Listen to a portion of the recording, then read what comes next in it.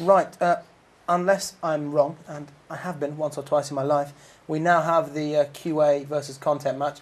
This is more of a kind of grudge match, bragging rights within CCP, and an exhibition for the players, because I think they're using their dev accounts. So each single account, they're sticking to the same rules, only Tech 2 equipment, that kind of thing. But I think they've all got 458 million skill points, which is it's an exact number. I'm not just making a number up. 458. Every single roughly. skill maxed to level 5, and some skills that aren't in game yet. Outpost construction level 5. It'll be very useful in a PvP Skunk encounter. missiles I mean, and stuff. there are some really weird skills, but it's like we've said before. Skill points aren't everything in EVE because you can only use like as many skill points as you've got for flying one As ship we at all a know, time. the devs are noobs. So Well, I wouldn't what quite you're saying say is the that devs on are air. only any good on their dev accounts. yeah, I would I know a imagine couple that of right people I now. probably you're- won't be getting that job at CCP anymore. I know, yeah. Or in Imagine right fact, now leaving you're the building in one piece. But no, this is a grudge match. We're back for a little bit of a fun match now. CCP Q&A fighting content. On the left-hand side for Q&A, we have a rattlesnake, vulture, basilisk, saber, and harpy. And for the content team, we have a Navy Raven, a Vulture, a Hugin, a Saber, and a Harpy. So is it going to be quality assured, or is it going to be full of I content? don't know. Is it going to be full of slash commands? I really hope not, because if they slash command me, I'm just going to be an egg again. Well, that's just not But funny. we should also go through the names here as well, because, you know, there's some special individuals here. On the left-hand side, piloting that rattlesnake is Zulu Park. Underneath him is Hunter, Finns, Caradwin, and Sharkbait. On the right-hand side, in a Navy Raven, we have the one and only Lamond. We also have in a Vulture, Eris Discordia, Betik in a Hogan, Hammer CCP That's in a Hammerhead. Saber, yep, Hammerhead, and Tuxford in a Harpy. So this is going to be fun.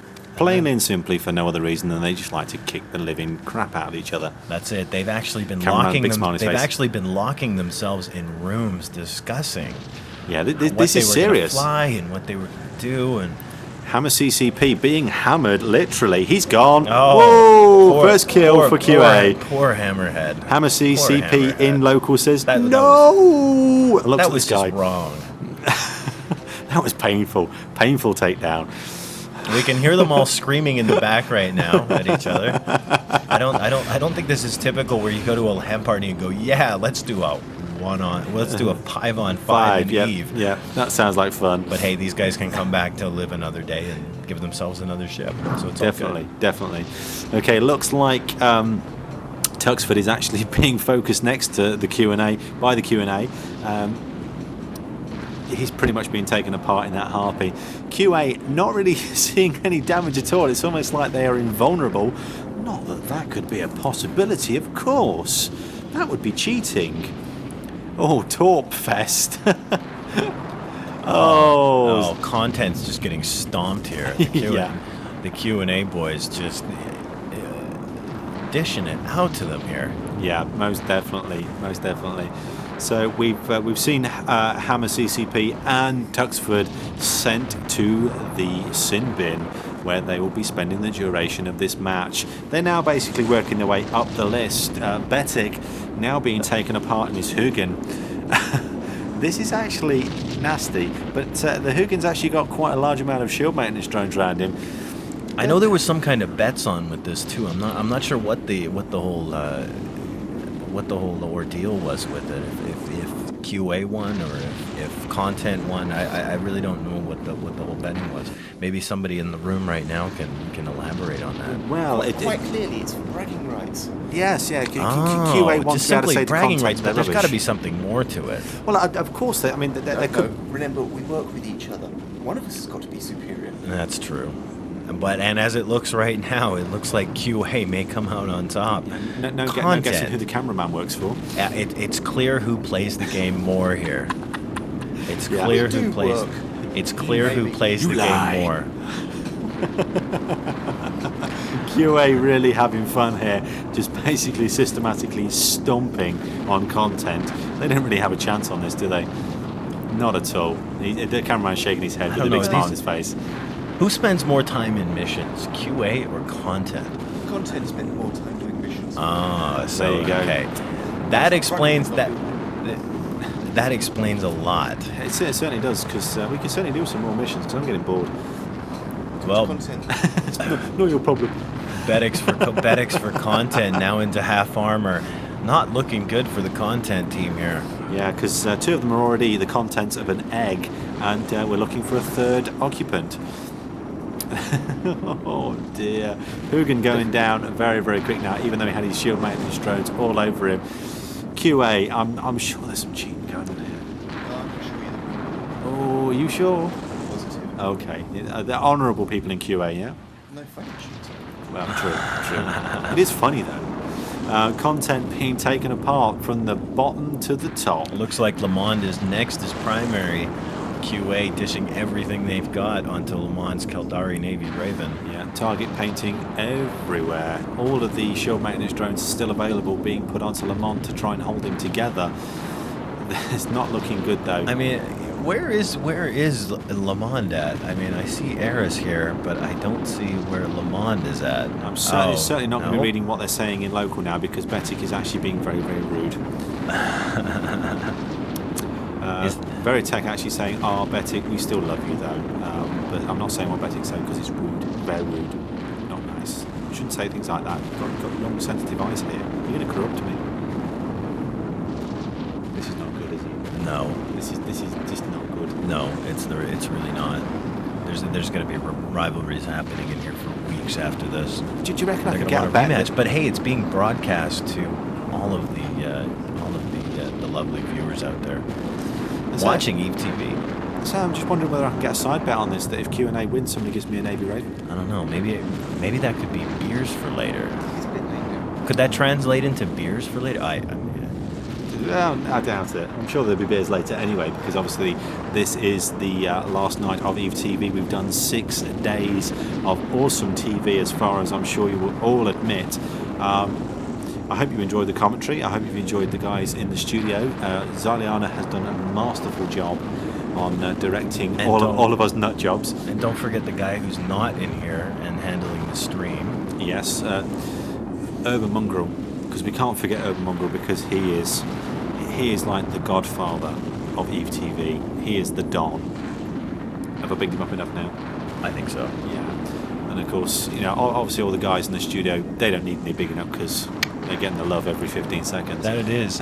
And there's still 2 ships left here. This must be like the Bob rerun now, having a Caldari Navy Raven piloted by Lamond and supporting him, Eris Discordia in a Vulture. Just for doesn't content on the right-hand side of your screen. It just doesn't appear that Lamond and Eris can get all Incredible Hulk on them and get upset. They're not going green, they're not getting mean, they're just sitting there taking the punishment and not really doing an awful lot about it. Come on, QA. I mean, you could dish more damage than this. I'm telling you now, Lamont certainly flies his Raven a lot differently to the way he drives his cars. Because that guy behind the wheel is scary. Yes, yeah, Lamond is most certainly a scary driver sometimes. He likes running over curbs, Yeah, but hitting walls, all sorts of things. But he seems very much in control here today. Yeah, he's looking after his ship quite well. Is he getting... I'm just trying to see exactly who's doing what. I think this needs to be posted on the Grief Watch kill board. Yeah, for definitely. those of you that are in the back room now, just make sure that these kill mails end up on the board so we know and we have proof and people can go back and look at these things. And also for those of you who haven't posted your kill mails from your other tournaments, it is pvp.griefwatch.net. You can post your mails there. Just to make sure that we know who died and how they died and who did the killing. Because we want to see people die. That's what we're all here for. Zulu Park actually shouting, "Who's your daddy?" to the content department. I think we know who their daddy is, and I think we know who wears the trousers on this outfit. It was actually whispered into my little ear before this all happened about Zulu Park's history, what he's good at, and apparently he's pretty good at this sort of thing. He's got a little bit of experience. Apparently, I'm told he's got a little bit of experience. Well, I think the QA department had a little better organization here, and and hiding themselves away. I walked past in the back and I saw them all huddled in the room, basically sitting at it like having a board meeting. Yeah. And Serious, content was like, we'll just throw it together, whatever. Yeah. It's I'm sure we can come up with 5 pilots and we'll just throw them in a battle, and I'm sure it'll come off all right in the end. Oh, lots of smack talk being slung in local. Oh no, this is disgusting. You boys should know better than doing smack talk in local. Okay, I think we better petition that. Get the GMs involved. Yeah, can we have all can we have Le Monde and Eris Discordia banned, please, No, for smack talk? talking. That's just wrong. Awful. Terrible. Absolutely terrible.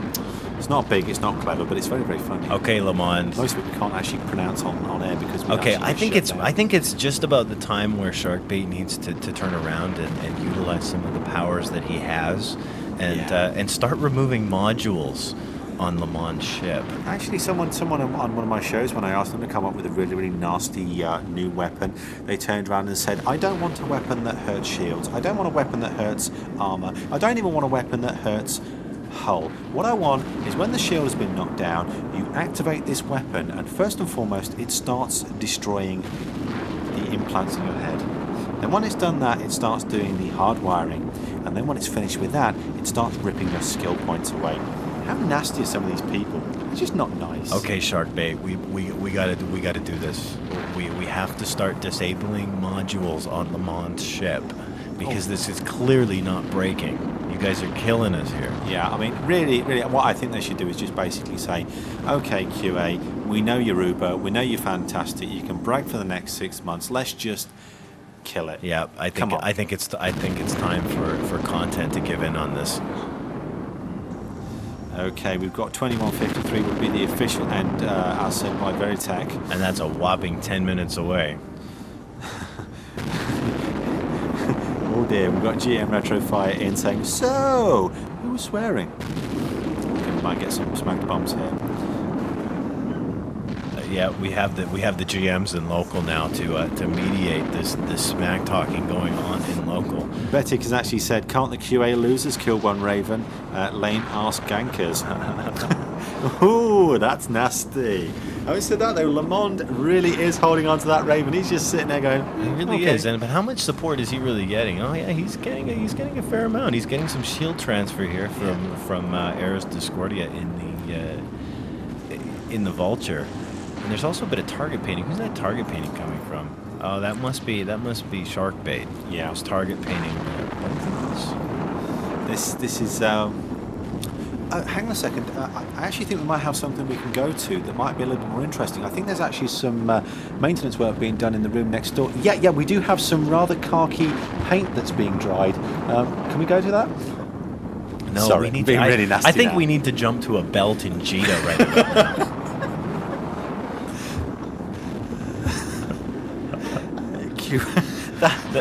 If that's true, that's actually not funny. That's sick. They're saying QA kill miners on their lunch break. Yeah.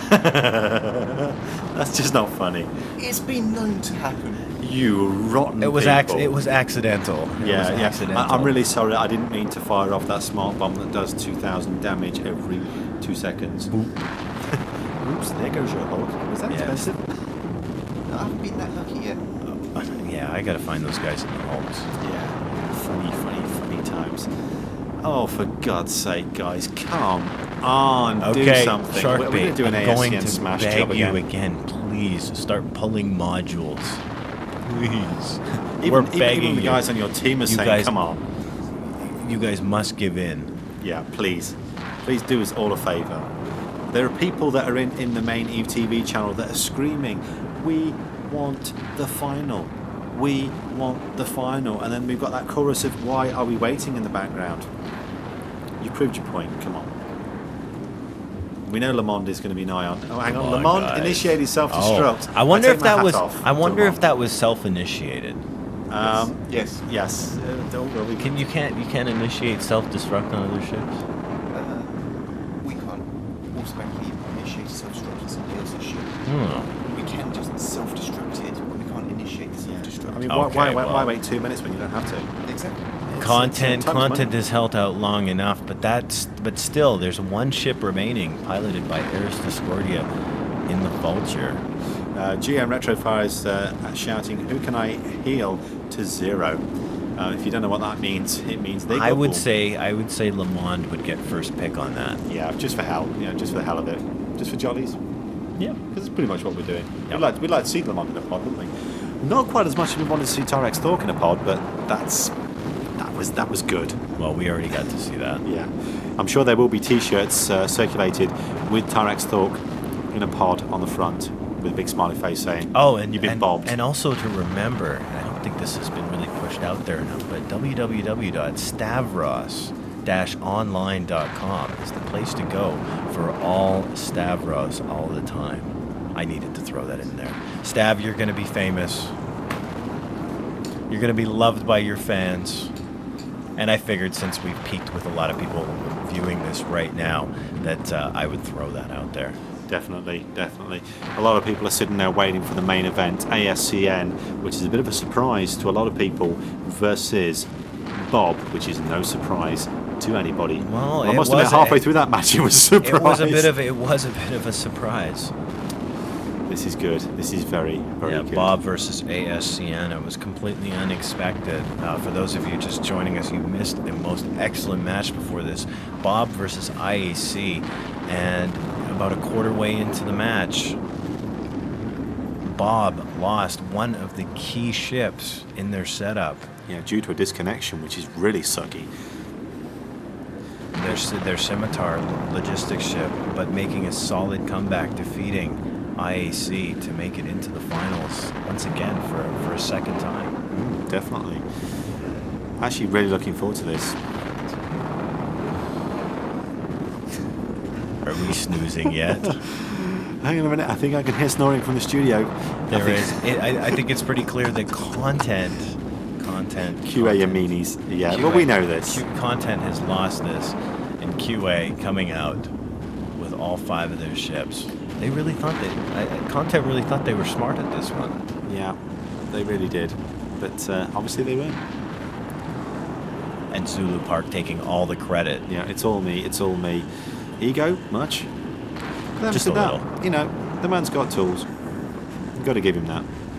5 versus 1. Oh. Eris Discordia is basically 1 ship versus 5. Eris, she's a little sore. Hey, she's a tough cookie. Eris needs to come out and go on camera. Definitely. Everybody needs. We need to talk to Eris Discordia, the famous Eris Discordia.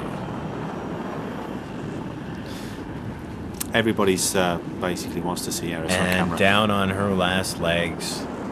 That's it. QA has beat Content 5-0. Was that a Nerf bat? Okay, and we're back into the booth. It's me, DJ X-Man, and DJ Zod. We have fixed our client. You can now have tactical overlay on top of the cinematic camera. So just to briefly let you know what's cracking off, on the left-hand side we have Veritas Immortalis. They're fielding a Vindicator. Oh, blimey. I do like the Vindicator. Rather sexy ship. Bit of a faction Galente bit thing going on there. A Vulture, a Basilisk, a Sabre, and an Ishka. And appearing for their first time, Red Alliance. We have Red Alliance on the right-hand side, and Balgorn, Starte, Curse, Sabre, and Jaguar. And we have already lost the Jaguar. Good grief. That really, really went... That went fast. And the Curse being the secondary target, Veritas hasn't lost to that thing. Not even taken a hit yet. They're going for distance. Yeah, the Curse is taking rather large damage for Red Alliance on the right-hand side of your screen. As we say, you can now see tactical overlay. You can see shield and armor and hull. So you can actually see just how fast these ships are getting their backsides handed to them on a silver platter. They have some armor rep drones on the Curse now. I don't know if that's going to help him out. It doesn't seem to be helping him out at all. As you can see, its armor is still melting at a rate of knots. It's taking hull damage now. Red Alliance will be down 2 ships in less than a minute. This is really... Oh, yes, and the Curse is gone. That's some expensive ships going pop there. Right, so again, on the left-hand side, Veritas Immortalis are fielding a Vindicator, a Vulture, a Basilisk, a Sabre, and an Ishka. They are all sitting on 100% everything. On the Balgorn appears to be the target right now of Veritas to Red Alliance. moving in close. I'm assuming he's probably got a pulse configuration on this. Also being hit by some warrior drones. He seems to be taking rather large amounts of shield damage. Shields are completely gone now, but this is where it starts to get interesting because obviously I'm sure he's got an armor tank on that little puppy. The Balgorn can tank fairly well, especially given this situation, but taking on 5 ships. We're now at a 5-on-3, 5 for Veritas, 3 for Red Alliance. Interesting that Veritas have actually fielded a logistics ship instead of a hack or a force recon.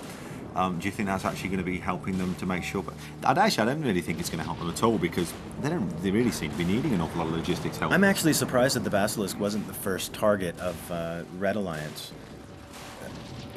That thing is clearly doing the brunt of the work here, especially with the shield maintenance drones.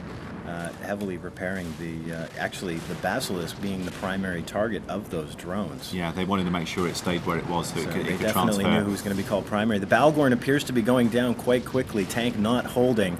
He is webbed. He has drones on him, and he's on top of that being nosed. I can actually understand why they would have shield maintenance drones on the Basilisk because obviously it's probably got shield transfer arrays on the front end of it. So obviously if you can keep the shield amount that you've got, you can transfer even more and more and more and keep your reserves of what you can send out to your mates in your gang. So obviously to keep everybody happy and smiley. As you were saying, the Balgorn is virtually down to about 30% of its armour left. The Red Alliance, obviously you still only have the Balgorn. How do we say that? The Basilisk? No. The Astarte. That's it, yes. But we had about 3 or 4 different variations of the way we were saying that, and some of them were quite offensive. And obviously we have the Sabre left. So again, the Basilisk is taking hull damage now. He's just about holding by the skin of his teeth the armour that he's actually got left. He's got about 10% of his armour left. So I don't think this Basilisk has got an awful lot more life left in it, especially when it's being pummeled by 5 different ships. The Astarte holding back. I don't quite understand what he's doing here, not assisting his teammate all that much. Can we try and get him on close to actually see if he's actually doing anything specific? We'll just trying to sort that out for you now. It actually looks like he's running away. I'm not quite sure what the he's a long way out, isn't he? He is a long way out from the battle. And he doesn't appear to be engaging anybody or actually doing anything. Actually, he's starting to move in. It's almost like he's trying to do a flanking manoeuvre. Doesn't really work in an op like this, though, does it? Because right about now, that we're into structure on the Balgorn. Coming back to him, he's just had a quick rep in there, sitting at half structure, just under 1/4 armor. Yeah, it's pretty much all over the Balgorn, and again, the Veritas boys. He's rep back again. I really don't get what their strategy is here in regards to this Astarte. He's not moving in close. Those armor maintenance bots could have done him some justice. It's gone. Nasty. The Balgorn is gone for Red Alliance. So just to recap, refresh, we've got the Veritas boys on the left-hand side of your screen. As you can see, they've still got all 5 ships, no damage to any of them. And on the right-hand side of your screen, we've got Red Alliance. They've still got the Astarte and the Sabre. The Astarte and the Sabre are both being attacked at the same time by the looks of it at the moment. They're actually hedging their bets and thinking they can take both of them down in quick, smart time. Having said that, though, the Veritas boys really have done a convincing job on this battle. Red Alliance really have had their work cut out for them to even survive. The Astarte taking a heavy beating. Appears to be the primary. They'll take out that Sabre last. There's really not much sense in going after him first. Exactly. I mean, once that's got done, no real firepower, has it? Definitely not to take on these 5 ships. No, definitely Veritas clearly had the upper hand in this case. Interesting that they actually fielded a Vindicator. It is actually a ship that I've always quite liked the look of, especially because of the damage mod bonuses you get for it. The Blaster boys. Oh yeah. You can really get up close and personal, and you can rip hulls to pieces with that. It just doesn't care. It's quite merciless. That's if you can get in range with it, because obviously, with it being a Megathron configuration, it's got a big butt. It does take some moving. So again, we're talking micro warp drives on that to get it across distances to then get up close and personal. Any problem with putting a micro warp drive on something like that is it gives you a nice big bonusy signature radius. Astarte at half armor now. Still, tank is holding quite nicely. He's had some Warrior 2s placed on him by one of his opponents. Yeah, it does seem to be it does seem to be actually be holding his tank a little bit. Seems to be clawing it back. Not quite so much hanging on a cliff by his nails, but I don't think it's going to take too long for it actually to go down the tubes for him on this one. Valiant effort. But, again, the command ships. They are incredibly tough nuts, aren't they? In, They've never, actually, on I've both never sides. never ceased to be amazed by just how much punishment they can take from so many ships. It's clear that Veritas was really after a long-range setup here. Yeah. Kind of surprising, but they are dealing the damage, and yet again another match where no damage really being dealt Yeah. to one side. But having said that, though, I do think that Red Alliance really did come out in a little bit of a disarray. They weren't 100% certain where they wanted to focus. We don't know because we're not privy to the fleet command. We're not privy to what's actually going on. I mean, they could be very, very tight. They could know exactly what they want to do.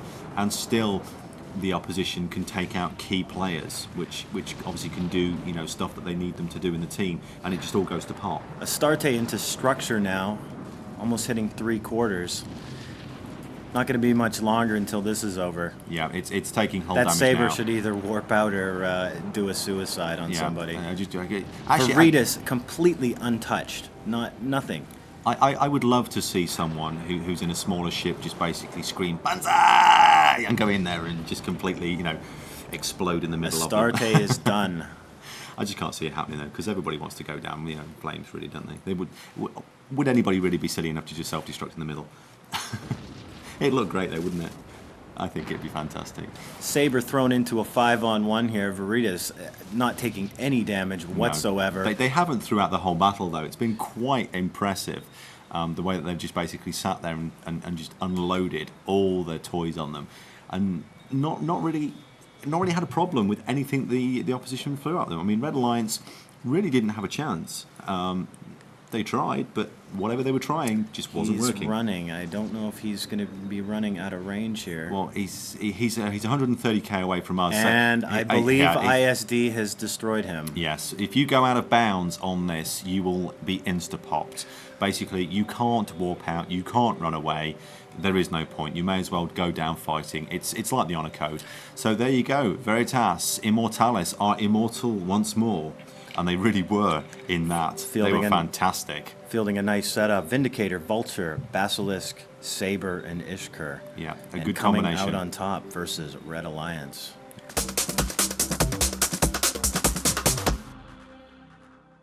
Welcome back to the studio. Well, we were all very, very wrong. I don't know if maybe we wanted a little buddy feeling and all select the right thing, but we were very wrong there. We saw V get an absolute kick-in, the worst of the tournament so far from Bob yesterday, and they returned the favour to Red, didn't they? So one would wonder, had Red gone up against Bob, would we have even seen them target each other? If not, what were Red playing at? I have no bloody idea. What was going on there? Veritas fielded a Vindicator, I think it was, against the Bargon, and if the Bargon had got in range, he would have just sucked the Vindicator dry. It was strange though, the Vindicator was shield tanked, which makes me feel a little dirty actually, because it should be armor tanked. But I'm just shocked. But that's the kind of thing you were saying, strange things, put stuff out there, unexpected. I mean, maybe sometimes you get, you don't want to, for example, shield tank, armor tank a Raven, because that would be silly to a certain extent. But maybe, certain ships, especially faction ships, people don't really know exactly what's going on with them. If that was a Vindicator, I think it gets an extra mid slot. So you then have 5 mid slots for tanking, and then you can use your low slots for damage mods or plates or something. But yeah, that was just, I don't know what to say. It was amazing to watch. I just, we got it so wrong. We were all so pro-red, and then there was just no damage at all. No damage registered. At any point, I didn't see V taking anything. Completely trampled. Stavros, it looks like Red Alliance truly do need pauses to do anything serious. That would seem to be what it looks like. They just didn't seem coordinated. They were all over the place. There were ships were miles out, and I mean, you saw the one that got destroyed there. I don't know what they were doing. They just obviously didn't have any kind of game plan. It was hard to believe they were even on the same TeamSpeak server. Yeah. Maybe next time they'll bring a Badger and leave it at the back and start deploying stuff. Yeah. And that would maybe help them out to some degree. Okay, we've got the next fight coming up. Probably my favourite one of the day. It's ISS against the Mercenary Coalition. Now, if you remember Raim last time, the Mercenary Coalition in the first tournament were appalling. They just they were just crushed. But a lot better yesterday, a lot more convincing against, who were they fighting? I should know this. Ushra Khan. Ushra Khan didn't look very good, but Mercenary Coalition definitely did their job. ISS, they kind of floundered about a bit with their Nightmare. What do you reckon is going to happen here? I think the Mercenary Coalition is just going to spank them. Yeah? There's nothing else here. We aren't quite up to the high-profile battles where, battles decided by simple small mistakes. But Mercenary Coalition simply has more experience, probably better fitting, better hardware than ISS. They're very poor. But Mercenary Coalition have very strong industrial backing. They have better logistics. They've proven that in the past. And I think they're going to take this one. Okay. Now, we've made a couple of jokes. Originally, we said ISS were quite rich because of the outpost, but we've been correct that it is all shareholder funded. In fact, I do hold quite a few shares myself in ISS outposts. But vested interest. Absolutely. But so maybe we're talking about buying in and getting all the decent equipment. Maybe ISS don't have that. Maybe the individual pilots maybe do, but maybe they don't have the financial backing. We should expect Mercenary Coalition with their $1 ISK an hour, $1 billion ISK an hour, should I say? Maybe do. They have a lot of money to play with, Stavros? Yeah, I mean, they're both. I've seen some of that. Well, they don't actually disclose it, but I mean, they must make billions at least on a regular basis from their contracts. They're probably the most well-known mercenaries in EVE, so I don't think they probably want for cash. So I mean, they probably don't have. I don't know. I'd say money won't be a worry for them, though. I think they'll be able to afford and field pretty much what they want. We're not expecting anything special, anything outlandish. We're just expecting the MC to turn up, do a decent job, and stamp their authority all over the ISS, are we not? Yeah, I think so. I mean, I was wrong yesterday because I was wondering if Mercenary Coalition would be as bad as they were in the last tournament, but they seem to have improved and got their stuff together quite well. So I think I'll back MC for this one, yeah. Okay, well, I'm gonna go with my vested interest, and I'm gonna say good luck to the ISS. Maybe you've got something else crazy like the Nightmare to play. Maybe we'll see a rattlesnake or something similar come out for the ISS. It'd be nice, but we don't like seeing those blow up. Ifni, give us a call. Where's it going? I'd like to see ISS win. Underdogs didn't do so well last time. If only just to give them a higher profile, alliance morale. The Mercenary Coalition is so well known. They've been in so many wars. They're almost like Bob. They're almost too big, too well known to really, I don't know, be interesting. That sounds a little odd, but I'd like to see interesting fights. Seeing like the one we just saw with Veritas and Red. It's nice to see people get beaten and ships blow up left, right, and center. But also it's nice to see fights be really in depth and long-winded. Okay. Raim, if we could have your opinion very quickly because we're going to cut across very soon. ISS or MC? MC. MC. Okay. I've just received the match information. I'm very happy because we were talking about frigates and are they very useful and is there anything that can really contribute here? And because of that, I was saying, well, let's get some stealth bombers in. I've just been told there's a Manticore on the field. So I'm looking forward to seeing a Manticore lay some smackdown and then explode very, very quickly.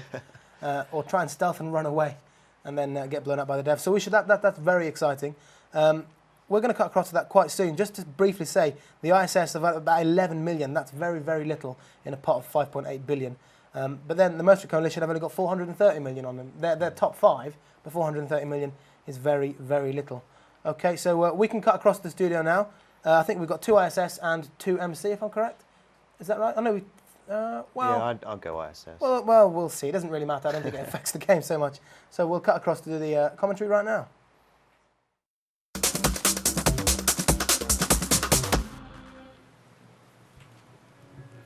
Okay, and we're back in the booth. We have ISS versus Mercenary Coalition. This is going to be an interesting fight. I think the experts think it's going to be a bit one-sided. ISS on the left hand of your screen for tactical overlay. They are fielding a Demonics, they're fielding a Vulture, a Zealot, a Flycatcher, and a real strange one, a Manticore, one of my personal favourites. We thought they were going to go primary for the Manticore. If we can just give a rundown on the... MC are fielding CNR, Caldari Navy Raven, Vulture, Manticore's Cerberus, gone. Flycatcher, Ishkur. Yeah, Manticore is gone. I'm actually surprised to see a stealth bomber in here, but it was something that I think we were expecting somewhere along the way. Hopefully ISS won't have as big an upset as they did yesterday. But given who they're fielded against, that Dominic's going down very, very quickly. Already into half armor. Yeah. It also looks like they're actually taking out multiple ships at one time. Mercenary Coalition basically thinking, we're too good, we don't need to actually focus, we can basically take you out one-on-one.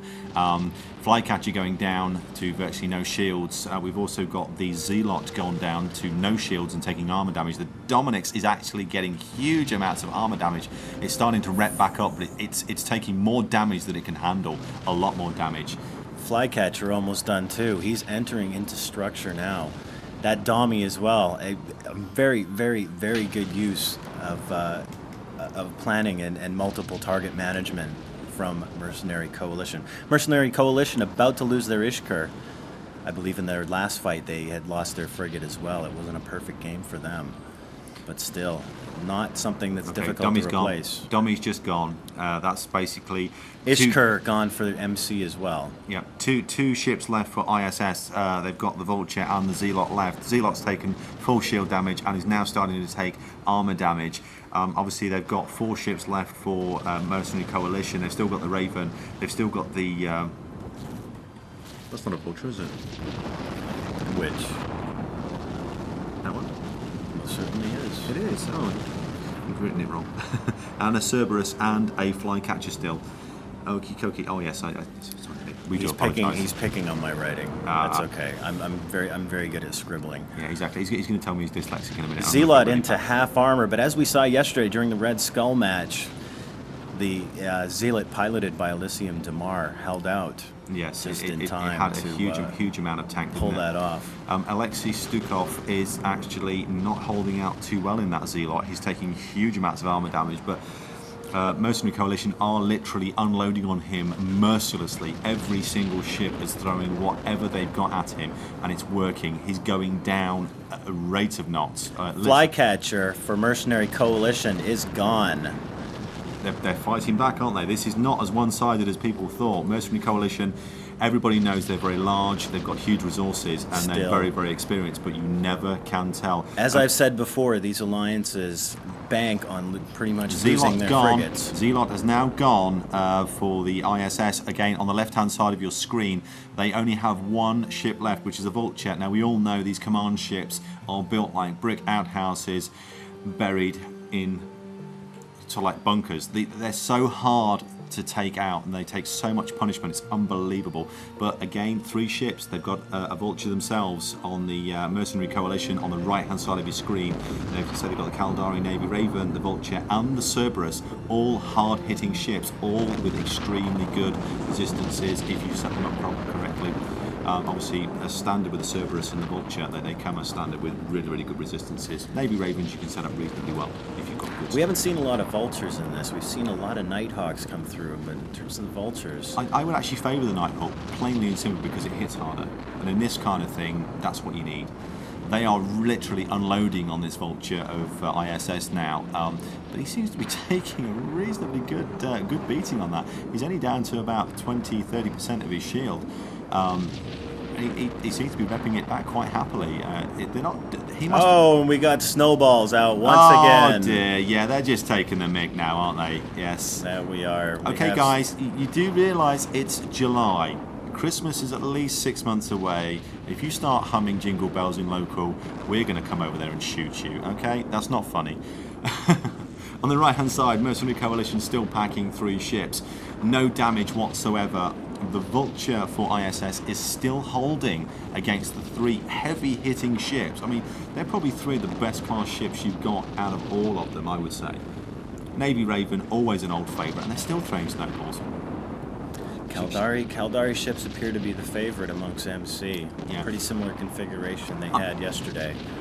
I've actually spoken to quite a few people about the actual different types of ships that they like, and when it comes down to the old chestnut of do you prefer a shield tank or armour tank, a lot of people come up with the general idea that a shield tank is better because if you lose your shield tank, you've still got your armour to go through and you can possibly try and get away. If you're an armour tank... I believe that's a farce because, I mean, there is the discussion that could be said in regards to shield tanking being more effective than armor tanking. But once you hit through those shields, the armor pretty much goes down like butter on these guys. But the general idea is that you've actually got 2 bars to go through, even if they do go through reasonably fast. And again, if you've got a damage control unit, that means that you've actually got a reasonable resistances on your hull as well. That could be the difference between you getting a few more licks in. Possibly, but still, Caldari ships are not a favorite of mine in normal PvP situations.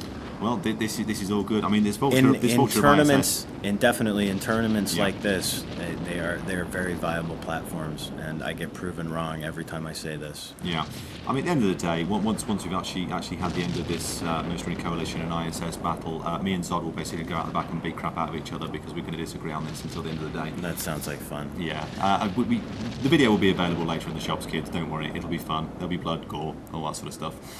Okay, the Vulture of ISS is still sitting there. He's basically taking a beating from these 3 ships. He's taking a beating from a Cerberus, which is a wonderful Tech 2 hack.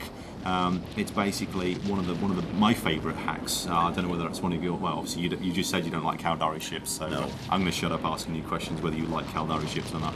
Obviously, we've got the Vulture, which is, as I would say, the slightly lighter hitting. If you can have a lighter hitting command ship compared to the Nighthawk. Not really doing all that much damage to the Cerberus. Yeah. I mean, given that he has some He's shield got- maintenance drones he's got around him. what, 8 shield maintenance drones on there? At least. Okay, they're He's only got light 7 ones, on but him there. when you get Still, so it's many- going to make it's going to make a huge difference, and Indeed. the Cerberus has one hell of a tank, especially given situations like this. This is going to take some time to take this Vulture out. It is. It's always the way that basically the command ships just take so long to beat on before you actually get through either their shield tank or their armor tank. But obviously, once they do go through their shields and their cap is depleted, that's it. They're toast. But they really can hold in a firefight, and I think they're going to turn the tide on an awful lot of battles in the future. Especially when people see what they can take in these kind of tournaments. It's actually really good for people to be able to sit and watch at home what's actually going on and how much damage these guys are taking. I mean, if I was sat in any ship of that quality and I was being unloaded on by a Navy Raven, a Vulture and a Cerberus, I'd be dead in like 3 seconds flat. It would just be painfully nasty. But this guy's just sitting there and he's shrugging this off. I mean, awesome, absolutely awesome ships. He's still sitting just under half shields. Let's give it some time. Let's see how fast his armor goes down. Yeah. Having that extra line is really in this type of scenario is not a big difference. Yeah. Because once your tank is gone, he's going to be pretty much finished. But wouldn't you agree in a one-on-one kind of situation, if you got caught short, that you might actually have the potential to get a few more licks in that the other guy couldn't, or maybe even give you enough time to get out because you might think that you can handle them, and then they surprise you by giving you more damage than you would have ever have imagined. It can buy you a little bit of time, but Yeah. I really don't believe it would be enough. Vulture still taking a beating here. It's actually amazing the amount of damage that they're not doing with what they're unloading on him with. Again, command ships have amazing resistances. They've got resistances as standard that people would kill for, and then when you put obviously the compensation skills on top of that, it's just like insane. You can sit there and it's like, I'm almost a Jovian ship. I'm also very curious, especially on the teamwork side of it, and I haven't asked any of these individuals about it, but how many of them are actually utilizing the gang modules? Yeah. And what gang modules are they using? Yeah, this is quite interesting. I mean, obviously the command ship was designed to be a fleet assist ship. It's designed to be able to take a beating, so it does stay there, giving the bonuses. We've said this a few times. Having said that, though, it's not quite as amazing as that Tech 1 Raven we saw yesterday. We did actually find out how he was doing that. He had a cargo hold full of cap boosters, and apparently the guys in the back room Clearly a setup to buy them some time, yeah. And his ammo probably being very low. And I had said that during the match. I said, "There's no way he's got a cap booster on there." I just thought that was silly. Yeah, but it really boiled down to it that was was in fact the case. He had a cargo hold full I of Cap Booster 800s. I think they actually made a tactical faux pas there. Well, I think they actually wanted to bait the other team to attack the Raven, and then basically the Raven would have been such an uber tank that they would have basically spent all of their time trying to shoot it, while the rest of the team would have basically done damage to the lower ship. But still, their opponents in that match didn't fall for it, did they? Well, no, they had a lot of their guys. They still had all 5 of their ships, and most of them holding back. And still, given how much cap he had, there should have still been more damage being dealt. Yeah, I mean, admittedly, I think if I was a fleet commander with not a huge amount of experience and I saw a Tech 1 Raven actually being fielded, I'd think, oh, well, we can pop the living hell out of that. That's going to be no problem at all. And that would have been a very, very bad move. They didn't fall for it, and they left him till last. And it was a ballsy move. You've got to give them credit for that. It really was a ballsy move to basically fill your cargo hold up with cap boosters to basically hold out as much as possible. But it just didn't work. They didn't go for the bait. The cheese wasn't nice enough. This Vulture's tank is almost done. We're under a quarter now. Oh, the Cerberus is actually taking a little bit of shield damage. It looks like nothing. Yeah, that's very negligible. It looks like the Vulture's gone. He's been taking hits on and off, but those shield drones are assisting him very little. But just enough to keep him up and not making him sweat. That's for sure. Has he lost? It looks like he's lost quite a few of his shield drones, though. He has indeed lost. He had about 8 of them. I thought there was 7 on. There was initially 7 on. Yeah, he's down to 4 now. So it looks like the Vulture's actually taking out the drones, or he's actually trying to take out the drones. But obviously this this ship's basically getting beaten as much as is humanly possible. And that is it. The Vulture is done. Gone. That is end of match. We have a win. Mercenary Coalition not as flawless as we would have imagined. No, but still. ISS. Still, Caldari, Navy, Raven, Vulture, and Cerberus surviving. They kept their big money ships, which is good. That's it. I'm sure they're not going to be. They're not going to be upset about that one. No, definitely not. So basically, we know that Mercenary Coalition has a large surplus of ISK and can quite easily replace a Flycatcher and an Ishkur. Anybody interested in buying my ISS shares I was talking about earlier then? Anyone here, no? No, pass. Well, let's hope long may they prosper, but no one's going to be hiring them anytime soon. A bit more conventional this time, nothing crazy. They had a Demonics out, we heard. Demonics, it just went down incredibly quickly. Demonics is a known vampire setups, lots of drones, and very, very hard tanks. That's kind of the rule with the Demonics, is it not? Usually, yeah. And it just wasn't. I mean, obviously, the MC team did seem to be able to hit very, very hard, but that Demonics went down really, really quick. The CNR was spewing out torpedoes, and I mean, every ship there was benefiting from the target painters that were on it because they were all missile ships. And it's a shame because I know the guy who was flying the Dominic, so it was, I wish he hadn't have died, but oh well. Okay, good afternoon and welcome back in the commentary booth with myself, DJ Axman. And DJ Zod. We are on the second day of the tournament. We have the 5 versus... Is it Serenus? Do you know some of these names? They're fantastic, aren't they?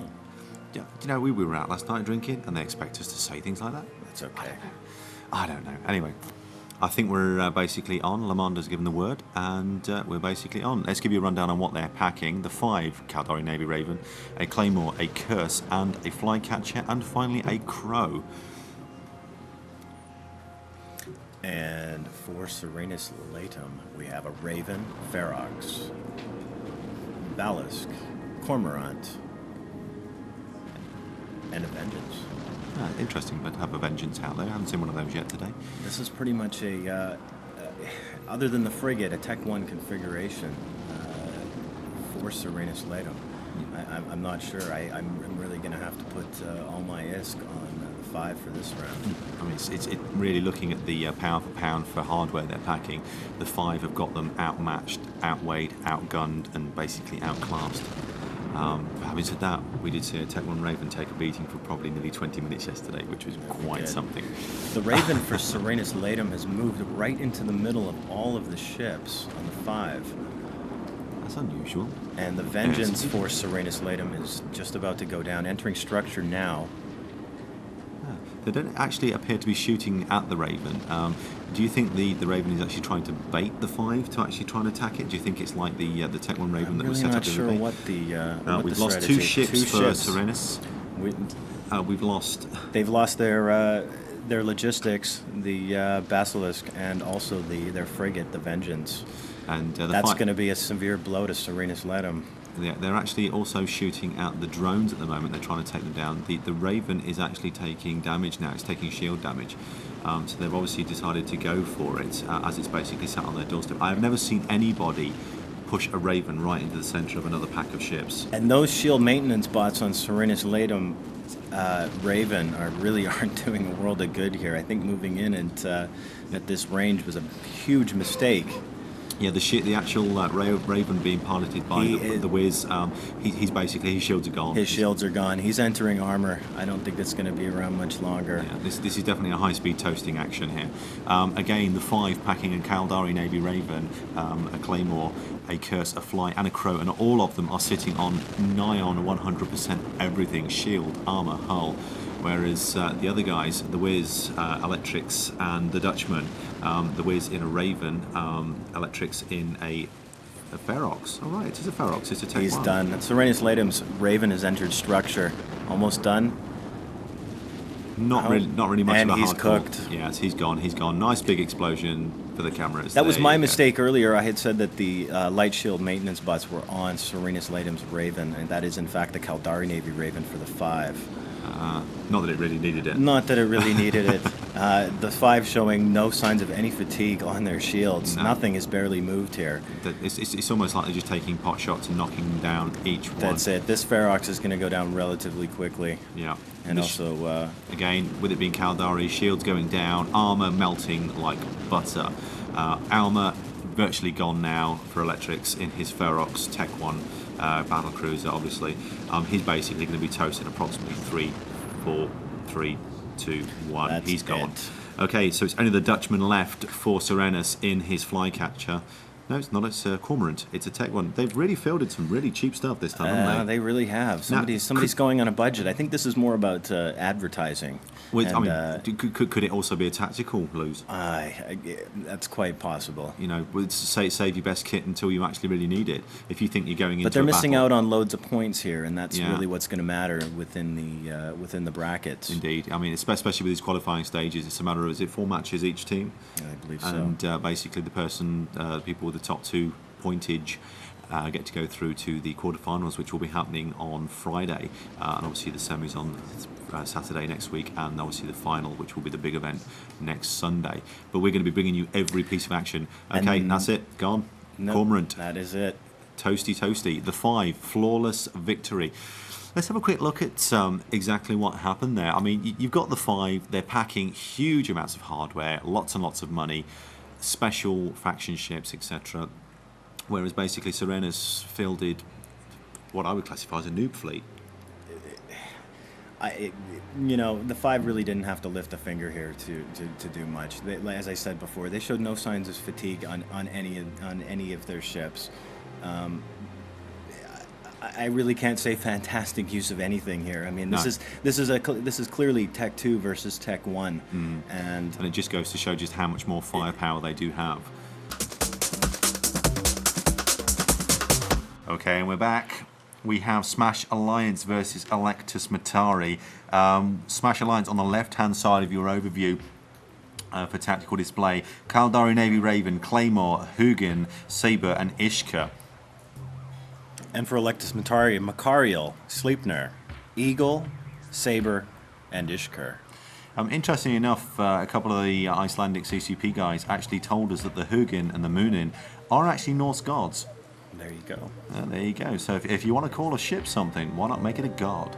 I think the spelling is the spelling the same for the yes, it actually in fact is. Yeah, it's Hugin. Yeah, Hugin. So when you actually hear Icelandic people talk, it does actually make sense. Yes. You know, it's got a nice sound to it actually. Hugin. Yeah. Hugin. It almost sounds like a pot of ice cream. Hugin. Hugin? No. All right. We're talking about food. I'm talking about food again. Oh, I was supposed to redeem myself for yesterday. I also had said that women don't play Vive. And I actually did that to get a rise out of the ladies that do. I'm familiar with quite a few of them that actually do play the game. And I believe there's an in-game channel, which is WGOE Public, and you can visit that. That's for the ladies. That's for the ladies. And if they're anything like most players in EVE, I would have thought the ladies would probably be even better than the guys because they're a little bit more controlled about things. There's some pretty deadly ones out there. And they've got no mercy. Have you ever seen women fight? Well, we've already started the match here, but things appear to be going a little slow. Saber for Electus Matari seems to be taking the brunt of the damage. No damage really being dealt to Smash Alliance. Interesting enough, yesterday when we watched the Smash Alliance, they just didn't seem to be able to hit anything for any real damage. I know I was a little bit rude, and I do apologise. Let's see whether they can pull it out. Was that Smash Alliance with the Tech 1 Raven yesterday? Yes. They were fighting the Tech 1 Raven. Yeah, that's right. That is correct. Yeah, that's right. Yes, we won't discuss that anymore. No. That's okay. That was a very long match. This Saber, he's Saber's gone. Just when you want to talk about it, where'd he go? I can't even get the words out, and it's done. Exactly. No real damage other than that being dealt. Huggen taking a little bit of shield damage, but nothing that's going to cause any problems, indeed. But again, Smash Alliance not really dealing much damage to the smaller ships. Can we just take... What the heck? He has a slew. That's Smash Alliance appears to be playing their logistics game once again. I was going to say, you can see what we're actually looking at here on the cinematic camera, and the cameraman's just tapped me on the shoulder with a big smile on his face. Can we count how many drones he has? This is sick. Is there a cap transfer in there too? Yeah, the Hugin is actually cap transferring to another ship. Can we figure out which one that is? It looks like the Claymore is doing a cap transfer to the Caldari Navy Raven. Yeah, they're playing an unusual game here, but that is a sick amount of shield maintenance. Well, this was the thing that happened yesterday with the Tech 1 Raven fight. That they really Smash Alliance doesn't appear to be using any kind of damage and focusing more on logistics. The only one dealing any kind of firepower is, in fact, Electus the Matari Caldari Navy Raven, and it looks like the Huggin's doing a little bit, but nothing. I mean, is this? Electus Matari are actually targeting these shield maintenance drones because you can see them taking damage. They're actually exploding. Having said that, though, that Hugin has actually got so many things flying around it. It looks more like a Christmas tree bauble than a ship. It's got more sparklies around it than a bling shop. I mean, that was like insanely large amounts of drones. Okay, the Slipner is actually starting to take shield damage now, which Electus Matari just don't seem to be able to get a foothold in on this match yet. I can't quite work out what's going on, but they don't seem to be doing huge amounts of damage to each other. No, they really don't, and this could be a very long battle. I mean, have both teams got boxes of weaponry that basically says, pretty good, looks nice, doesn't do any damage? I guess not, and there's also additional drones here. Heavy shield maintenance drones on that Hugin as well. Yeah. That's just sick. Huge amounts. I mean, you pretty much have to take those drones out before you'd even consider. And that really should be what they're working on for the Electus Matari. But Smash Alliance really have got the tactics worked out well on this. They just don't seem to be taking any damage at all. Well, it appears that Electus Matari seems to be focusing some of their power at least onto these drones. We're seeing these drones popping one at a time, and that may in fact change the game. There appears to be some management between that. Yeah. The coming back and getting some repairs here. They also have shield maintenance drones out. And they seem to be swapping and changing them between ships at the moment. They're actually a lot of the drones have actually been killed. Been destroyed now. Yeah. This may not play in Smash Alliance's favor.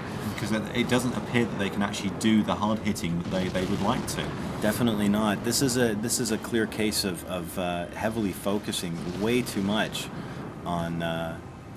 Okay, the Slipner is actually taking reasonable hits there, but it doesn't appear to be causing it much of a problem.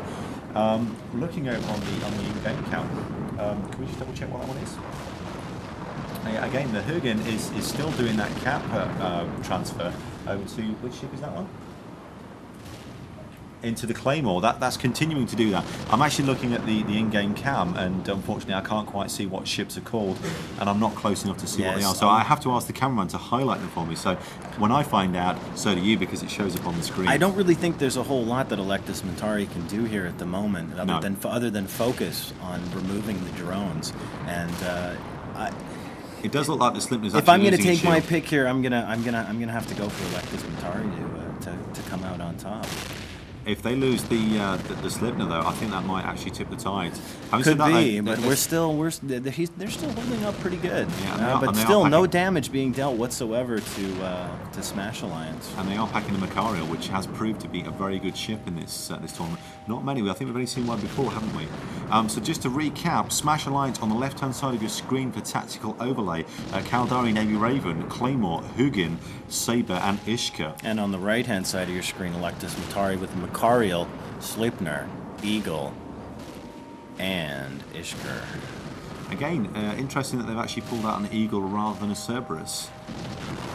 It has. We haven't seen many Eagles come out. I think we've seen, maybe 2? Yeah, I think this is the second time. The teams that were fielding the Eagles really didn't end up doing so well.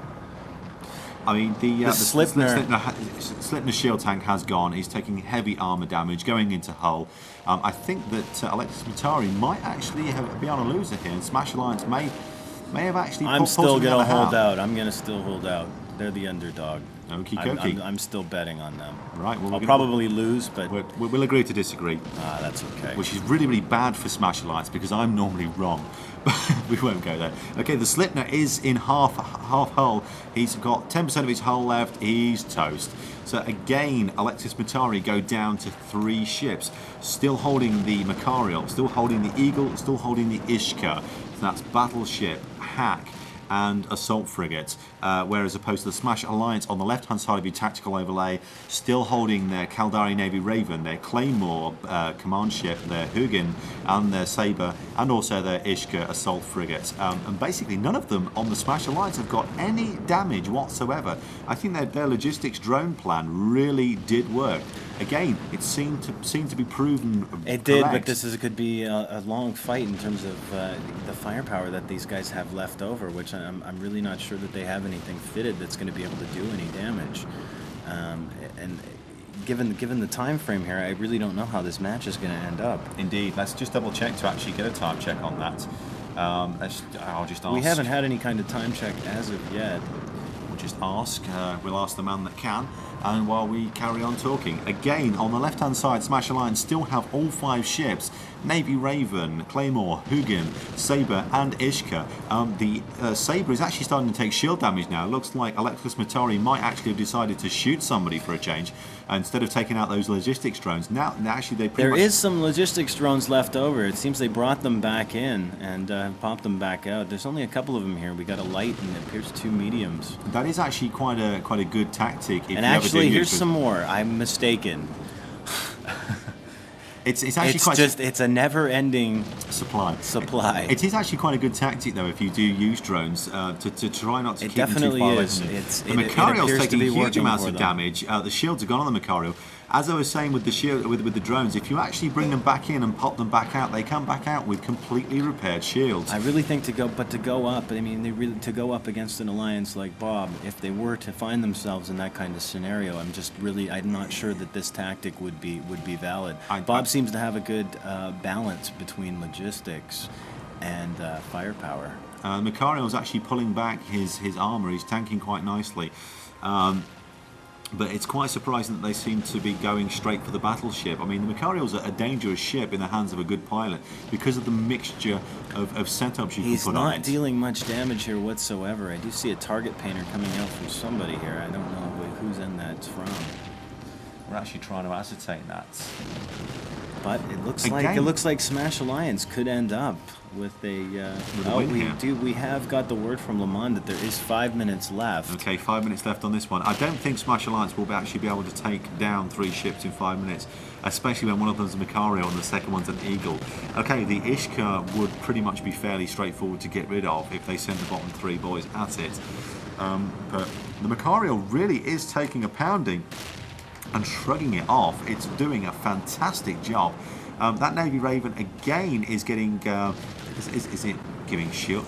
It's receiving? He's Receiving? I need to get closer to that. Looks like he's actually sending. He is sending. He's sending shield maintenance to the. Is that the?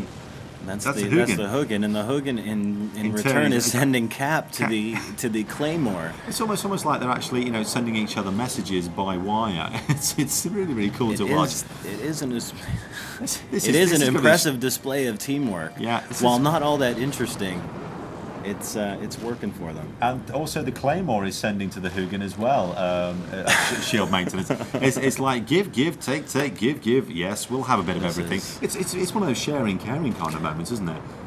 It most definitely is. I mean, I'm actually very impressed with Smash Alliance here. Their tactics have proven to be very, very good. They've managed, even though they seem to be lacking their heavy firepower, working together. They've made themselves a bit of a formidable force. I mean, we thought it was going to be an opening They shot. have, even while sort of embarrassing that the whole Tech 1 Raven situation yesterday, given the time limit. It's, I mean, at this stage, it may just be a valid tactic. It's very different. It's not something that we've seen any of the teams focus on. During the course of this, it does make it drag a little bit. We're still plugging away. The Macarial just under half armor now. I think it's actually starting to lose its armor tank now. I think it's lost all of its power because it just doesn't seem to be pulling back anywhere near. I'm trying to figure out what is the Eagle doing exactly. We haven't actually seen the Eagle do much, really. It doesn't seem to have been involved in anything. I'm not seeing any. Oh, yeah, He is shooting, he's but shooting. he's shooting while running in the opposite direction. Oh, he's now turning and burning. Okay, it looks like he's actually, again, a full gun setup on that one. That's quite interesting. He's got a full set of rails on there. Yeah. It's interesting whether people actually set up for long range. I mean, the problem with rails versus blasters, again, you just don't seem to get the damage mods on the railguns that you really like for this kind of killing option. Whereas, obviously, with some of the other weaponry options, you don't have those problems. The Macarial is basically toast now. He's got 50% of his hull left. He's going down. That's one expensive firework there, and we are going to watch. This is going to be beautiful. You watch one of these Here go he pop. is. Another co, I think, and Oh, maybe yes. one more volley after That's this. it. And No, there he's he gone. goes. His hull went pop. You watch this go. Beautiful. Oh, we didn't get an impressive And we boom missed on that it. one. That's too bad. Okay, I'm just about to. If you leave me for 30 seconds, I'm just going to go and beat the cameraman with a big stick. These things happen, we do apologise. Okay, Smash Alliance on the left-hand side of your overview. Caldari Navy Raven, Claymore, Hugin, Sabre and Ishka, all 100% with tiny little bits of armour damage, shield damage on two of them. And the Lectus Matari with 2 ships left, Eagle and an Ishkur. Ishkur appears to be the focus here. I don't think this is going to go on much longer. No, that Ishka will basically just die painfully, horribly, quickly.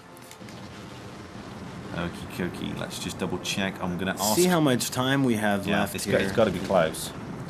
We're just going to double check this. At the end of the day, people, we do have to ask these questions because we're not privy to this information, even though we are actually in the heart of Eve country. We don't have access to all of the information because the guys that are actually running these are actually the other side of the building. It's cool. That's true. Because we have to be in a quiet, cold, dark dungeon. That we do. Because really, people don't want to see us because we're not nice. Why else do you think we're not on camera? We've got me and Mike, me and Zod. We've got perfect faces for radio. And here goes Ishkur into structure now. Yep, Ishka is. We have toast. 2 minutes left, according Yep. to Eris Discordia. Do you think those 5 guys from Smash Alliance can take an Eagle down in 2 minutes flat? I'm not so sure. I guess we're going to have to see. I mean, given what we've seen in previous matches, I don't think this is going to happen. Okay, let's double check this. Let's get a decent run on the Eagle. Is he being webbed? Don't believe so. It looks like it, because that doesn't look like an invulnerability field.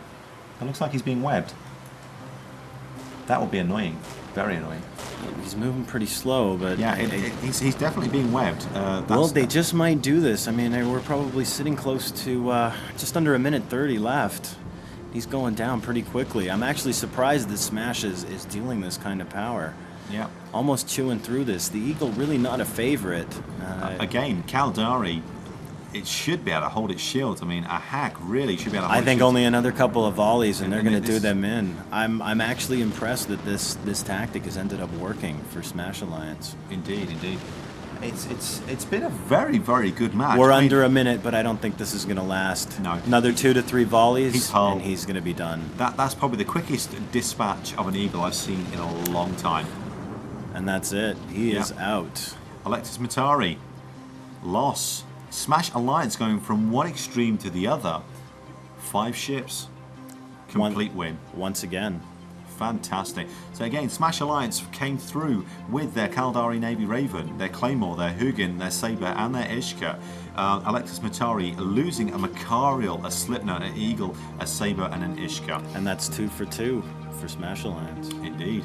Very, very good battle there. Some interesting tactics that seemed to work for them. Bit left field, bit out there, but it worked. Definitely. It's all good.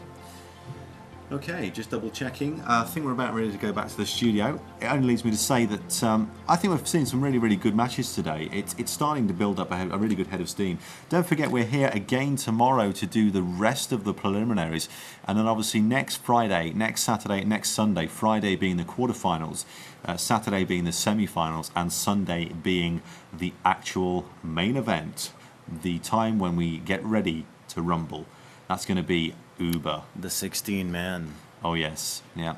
When it gets down to the short trousers. Who are going to be the 16 that are going to make it into it? Yeah, it's Got any interesting. calls? There's a lot of people. I that think it's still a little are too making- early to tell, but It is. it's starting to flesh out on the tactics in the early game here. So Be interesting to see whether people actually work out counters to these tactics. That's what we're talking about.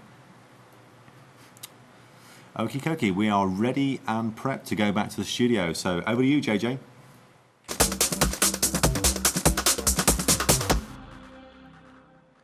I told you they'd win.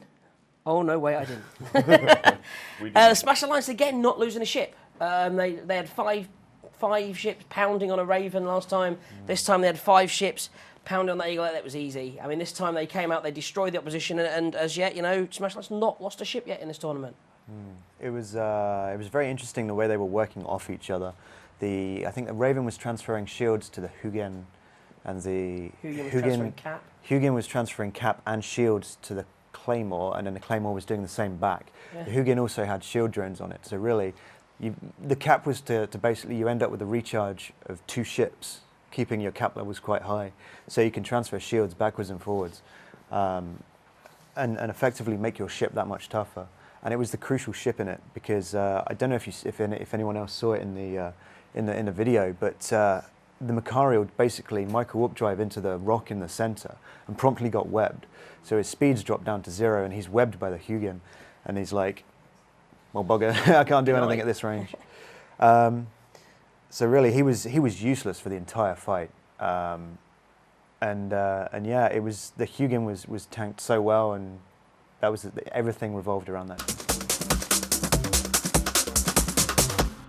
Okay, and we're back to the action. We've got 2 more matches for you this evening before we say sayonara. We have the IAC, a formidable force in anyone's category, fielding a Caldari Navy Raven, an Absolution, a Hugin, a Heretic, which is one sexy-looking ship as an interdictor, and an Ishka.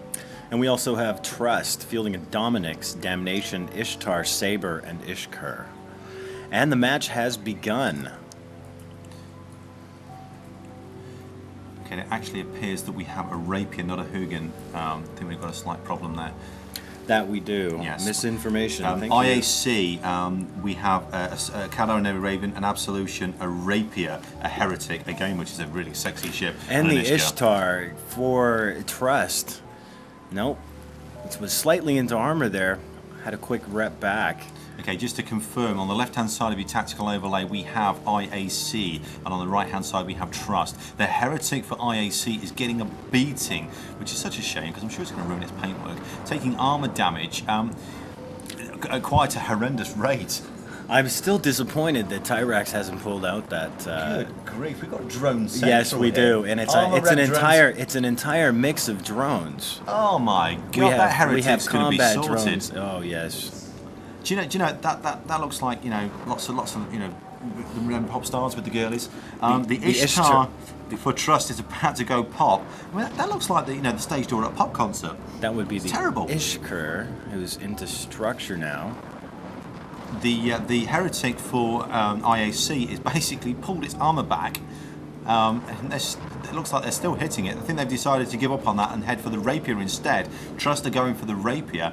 The Ishka is still holding with its hull. And the Saber for Trust taking a beating as well. It seems to be that they're changing their minds halfway through. He's the Saber done. Gone. Yeah, that was convincing destruction. He's done. Secondary target, well, it appears to be the Ishtar, but they're having a bit of difficulty taking him out.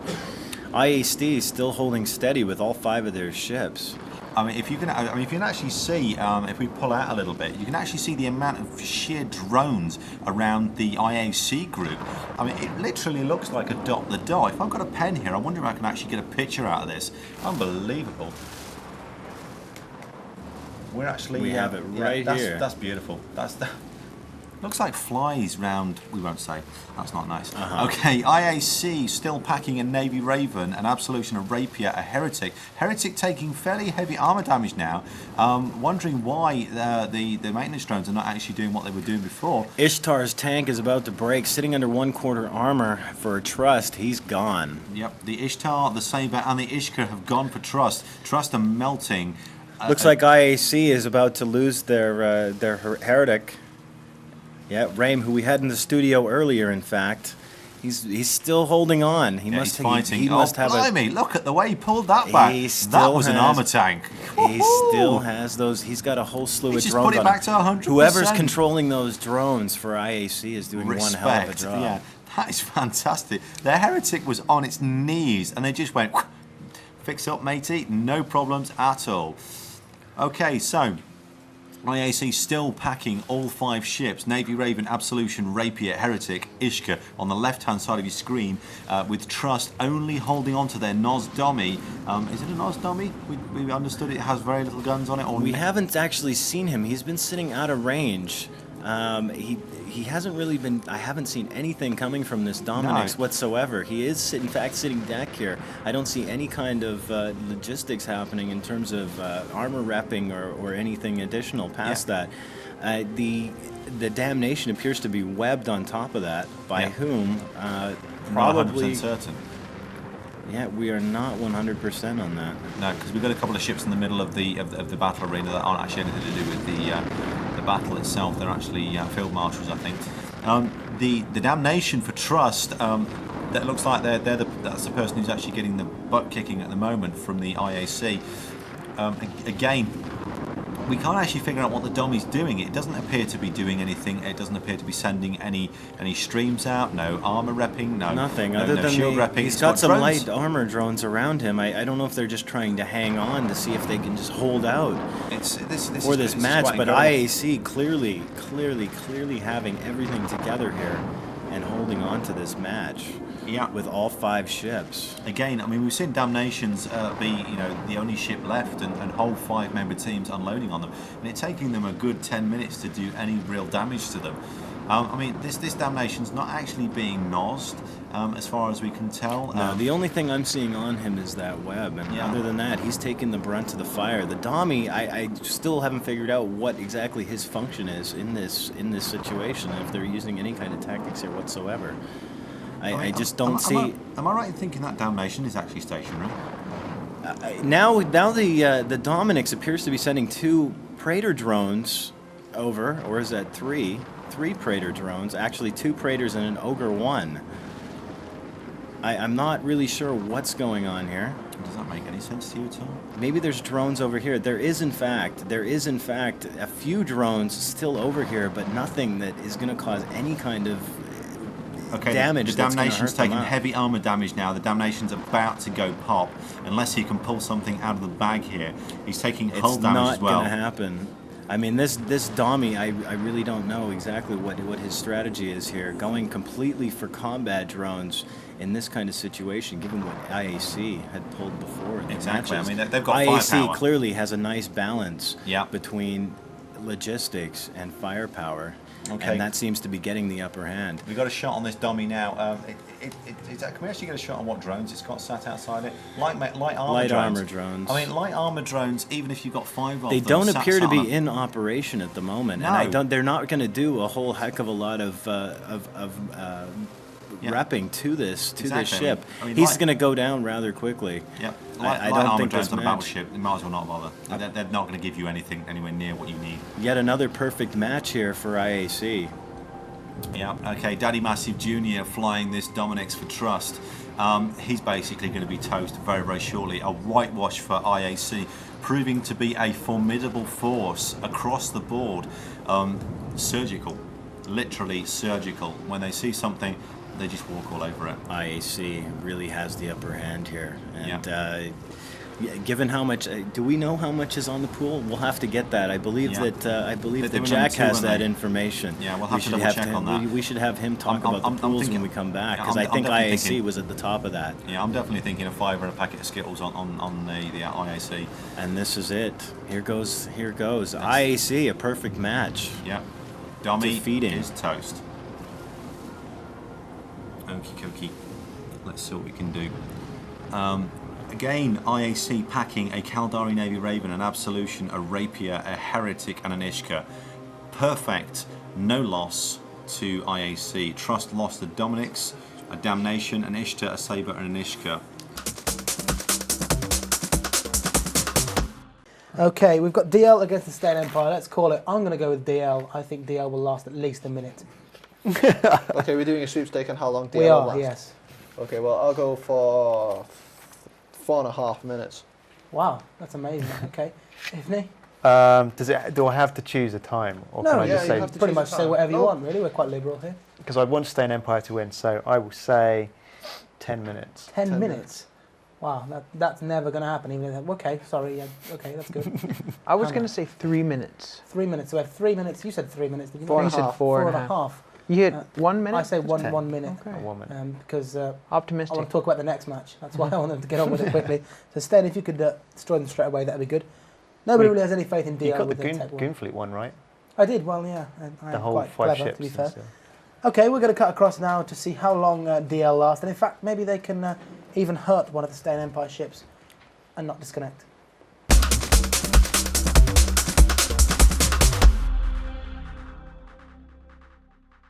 We have DL versus Stain Empire for you. On the left-hand side, we've got DL fielding a Dominix, a Cyclone, a Thorax, a Cormorant, and a Retribution.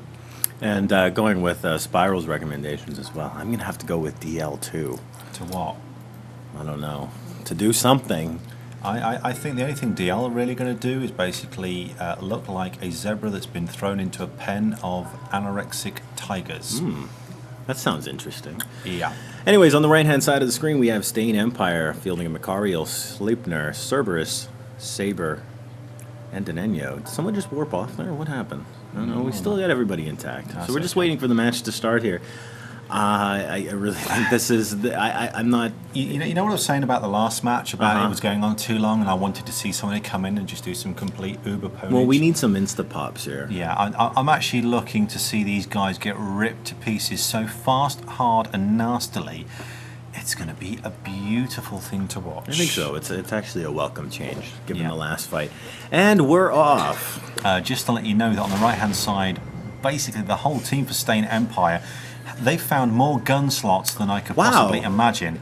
That Look was, at that. Say bye-bye to your Cormorant. Okay. And bye-bye to your Deimos.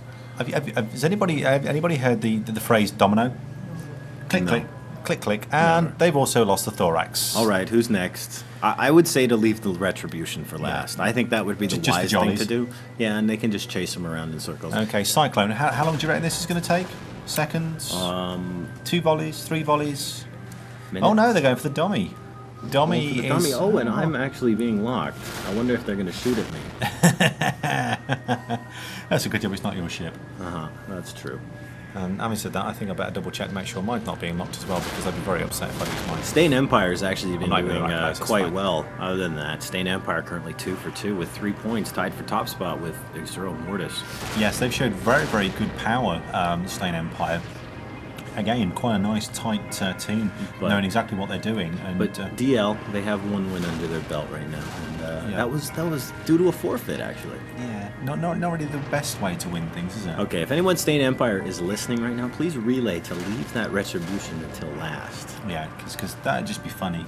I think so. Yeah. I don't know. I think in this case, I would have gone for that Cyclone first. Yeah. Having said that, though, they're taking chunks out of that dummy quite well.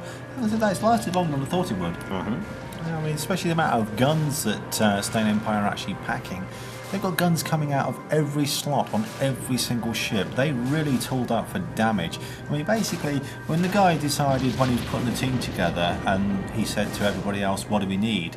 He turned around and said, we want guns. Well, Lots and of that's guns. that's what Stain has been doing all along. It's been all about damage with Stain, but that may work against them in the finals. Well, I'd be interested to see how Stain Empire would actually handle Smash Alliance. With their let's hold them at whatever range tactics. Well, it's quite possible. This is going to bump Stain Empire up to 9 points in their current bracket of Group G. Actually, the Enyo for Stain Empire is taking reasonably heavy damage. It's got drones on it at the moment, but they've just sent shield maintenance drones over to it to help it out. Convenient. And that seems Actually, to, I think that Enyo popped those out himself. No, that's not possible. You can't, No, you can't he's put their logistic medium. drones. It kind of looked like he popped them out himself. That'd have been quite clever. That would have been. Yeah, use your own maintenance drones on yourself. Actually, physically impossible, but hey, if you can do it, give it a You go. can do it, give it a go. Oh, see, Okay, look that's at this guy. Cyclone. That's just hot See, knife they through butter should've- time. They should have left this. He's no. gone. See ya. Yeah, Retribution lost. They were listening to you. Obviously, Stain Empire thinking, yeah, okay, let's do that for Zod for jollies. I think so. They did leave the Retribution until last. I wonder how many times they're going to have to chase this guy in circles. Yeah, I don't know. They've got some fairly small drones flying around, haven't they? I'm sure they could send those in just to do the job while all the rest of them had a beer. No, I think so. But I think Stain Empire wants to show, how much damage they can really output. Just wreaking havoc. This actually went a lot slower than I thought it would. Yeah, and there we go. DL down for the count, losing every single piece of equipment they brought into the game, losing a Dominix, a Thorax, a Cyclone, a Cormorant, and a Retribution. And Stain Empire surviving. Macariel, Sleipnir, Cerberus, Saber, and Enyo. Not a surprising outcome. One thing you have to remember, though, that Stain Empire did take some very, very heavy damage on its Enyo's paintwork. Never forget that. It's going to have to go into the shop for at least 4 hours to fix that. That's wrong.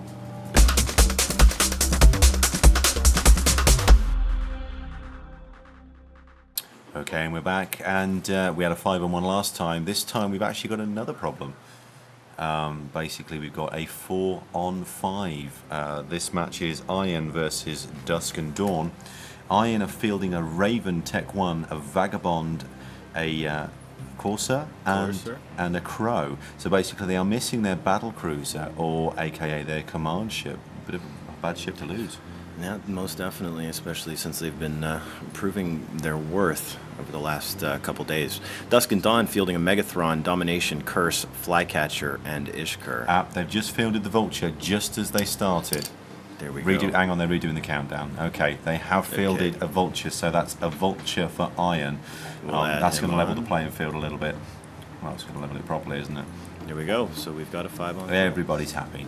That was very, very close, ladies and gentlemen. They very nearly had to do a 4-on-5. But we'd rather it be even, wouldn't we? It does make it more fun. Of course. Yeah. We don't like seeing mismatches. It's not good. Okay, so just to recap, left-hand side of your screen for your tactical overlay, we have a Raven Tech 1, a Vulture command ship, a Vagabond hack, a Say Corsair, bye to the a Curse. Crow. Curse for Iron. Okie dokie. First kill made by Dusk and Dawn on Iron's Curse. Okay, not a lot of action happening so far after that. So again, it's 4-on-5. Didn't take them long to actually make it, so did they? No. Okie dokie. Right, we've got Megathron, we've got Damnation, we've got Curse, we've got Flycatcher, we've got Ishka on the right-hand side of your screen for Dusk and Dawn. It's the Tech 1 battleships again. I'm actually kind of surprised that Iron is fielding a Tech 1 Raven, given what I know about Iron and especially their industrial backing. I'm actually quite shocked. Dusk and Dawn I actually know very little about. also fielding a Tech 1 battleship, Megatron. Yeah, it was actually the Corsair that went down for Iron on the left-hand side of his screen. It was their destroyer, which was a Tech 1 destroyer. The Curse of Dusk and Dawn on the right-hand side of your screen is actually taking heavy shield damage and is now going into its armor tank, and he seems to be holding that quite nicely. Also, the Ishka for Dusk and Dawn. Vagabond going down quickly. Vagabond for Iron. That was fast. That was very fast. Dusk and Dawn packing some serious firepower this time, aren't they? Absolutely. Unbelievable. And I believe in their first match on Friday, they were fighting the 5, which was actually a relatively quick match. And didn't, of course, fight on day 2.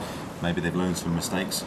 Maybe they've altered their I don't know. setups. They're looking good today. Yeah. Hopefully they can earn themselves some points and at least push themselves up in the bracket. Remember, we still have 2 more days of round 1 coming next Iron's week. Crow is taking heavy damage. The Iron's Crow is gone. That was almost a double volley kill. That was very nicely done. Dusk and Dawn actually doing serious hardcore damage on this. They really have pulled out all the stops. They're not taking any prisoners at all. They've actually turned their attention now onto Iron's Raven, which is taking heavy shield damage. He's basically trying to claw back from 50% damage on his shields, and is not really doing that good a job. He's only just about stabilizing it. He's making no headway to repair his shields on this. He's just about managing to claw it back a little bit now.